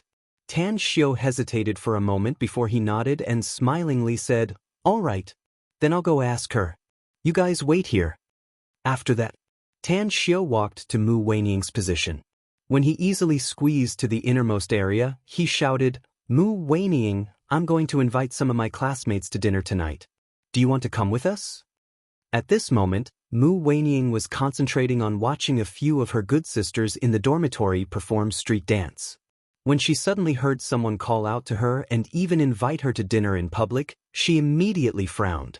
When she turned around and saw the indifferent smile on Tan Xiu's face, she stared blankly for a moment before her furrowed brows stretched out.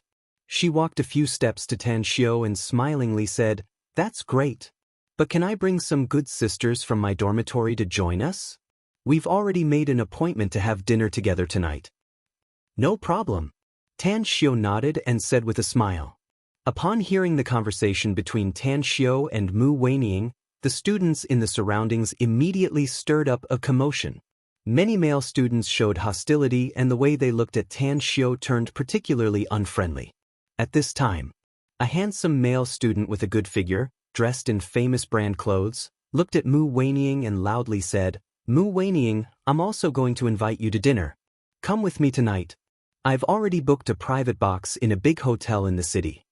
Mu Weining glanced at him, shook her head and said, I'm sorry.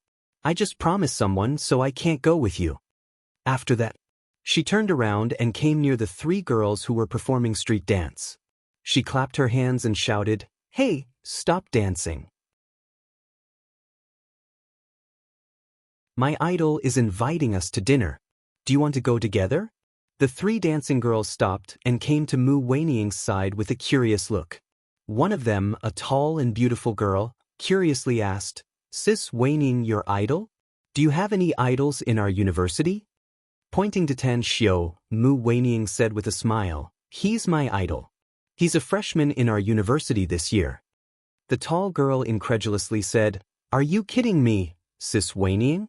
A freshman is actually your idol? Do you know each other before? That's right. Mu Weining chuckled and said, We knew each other before we came to Shanghai University to study. He's really my idol. Do you want to go together? I'll go. I'll go too. The other two girls looked curious. They looked at Tan Xiu a few times and then said with a smile. They looked at Tan Xiu with bright eyes. After all, handsome boys were always popular wherever they went. Upon seeing this, the tall girl nodded and said with a smile, Since all of you are going, I naturally have to go too. This handsome guy is wearing famous brands from head to toe. He looks like he's very rich. Let's rip him off today. Tan Xiu smiled indifferently and said, That's fine. You go ahead with your business. Let's gather at the campus gate at 6 p.m. All right. Mu Weining nodded and smiled. Tan Xiu didn't stay for long and walked outside under the envious and jealous eyes of countless boys. He came to the front of Yu Kai's group of 4 and looked at their expectant faces. Then he immediately said with a smile, We've completed the mission. Not only will Mu Weining accompany us to dinner tonight, but her 3 sisters will also go with us. Long live Big Bro Tang. Well done. Yu Kai and Zhao Liang exclaimed in pleasant surprise. Don't be so proud. Tan Xiao shook his head and smilingly said, whether you can pursue Mu Weining or not depends on your true ability. That's right, do you have something to do here? It's nothing. We're just here to look at the bell. Hu Qingsong shook his head. If there's nothing else, let's go. Tan Xiao said with a smile. It's 4:30 p.m. now, and I've made an appointment with them to gather at the campus gate at 6 p.m. Let's go.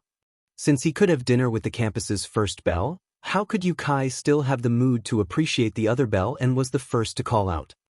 Let's go then. Hu Qingsong also said with a smile. Let's dress up and show off our skills in picking up chicks tonight. That's right. Zhao Liang also laughed heartily. Xue Chao, on the other hand, didn't have any interest in those bell. His heart was pure and kind, and all his heart was on his wife and children. Naturally, he didn't have any designs on other bell. The group of 5 chatted and laughed as they left the campus auditorium. Get in the car. Yu Kai waved his arm, and the 5 of them sat in his BMW. After coming to the dormitory, Hu Qingsong pointed to the Audi A4 next to Tan Xiao's Land Rover SUV and said with a smile, Big Bro Tang, do you see that? That's the new car I just bought. Although it's not as good as Yu Kai's BMW 5 Series, it's still very good to drive. Tan Xiao couldn't help laughing at his smug expression. Xue Chao was a simple and honest man. Upon seeing Hu Qingsong's smug expression, he immediately muttered, It's just an Audi A4. Big Bro Tang has many good cars. Hu Qingsong stared blankly for a moment before he suddenly burst into laughter and said, Xue Chao, did Big Bro Tang hypnotize you? Do you have to flatter his stinky feet like this? If he had a lot of good cars, wouldn't he have driven them to the campus to show off? I didn't. Xue Chao became anxious after hearing it. Tan Xiao patted Xue Chao's shoulder and said with a smile, You're right, old Hu. If I had a good car, I would definitely drive it to the campus to show off. What do you think about this Land Rover SUV? Hu Qingsong stared blankly for a moment before he nodded and said, Not bad. It's a good car worth millions. I just observed it and found that it's a high-spec car, at least 2 million. Tan Xiao took out the car key and pressed it. The Land Rover SUV's 4 corner lights flashed. Tan Xiao shook the key in his hand and said with a smile, Sorry, but this car is really mine. Dumbfounded, Hu Qingsong stared blankly at Tan Xiao with an incredulous look on his face. Even Yu Kai and Zhao Liang were dumbfounded as they looked at Tan Xiao and the car key in his hand. A smile appeared on Xue Chao's face again as he loudly said, See? I told you that Big Bro Tang has a lot of good cars. In the garage of his villa, there's also... You're tuning in to the Passion Pages YouTube channel. We're so grateful for your support and don't forget to subscribe to join us on this incredible journey through captivating stories. Your generosity through donations truly makes a world of difference, as it's the primary source of revenue that allows me to expand and enhance this channel for you. Thank you from the bottom of my heart for being a part of this adventure.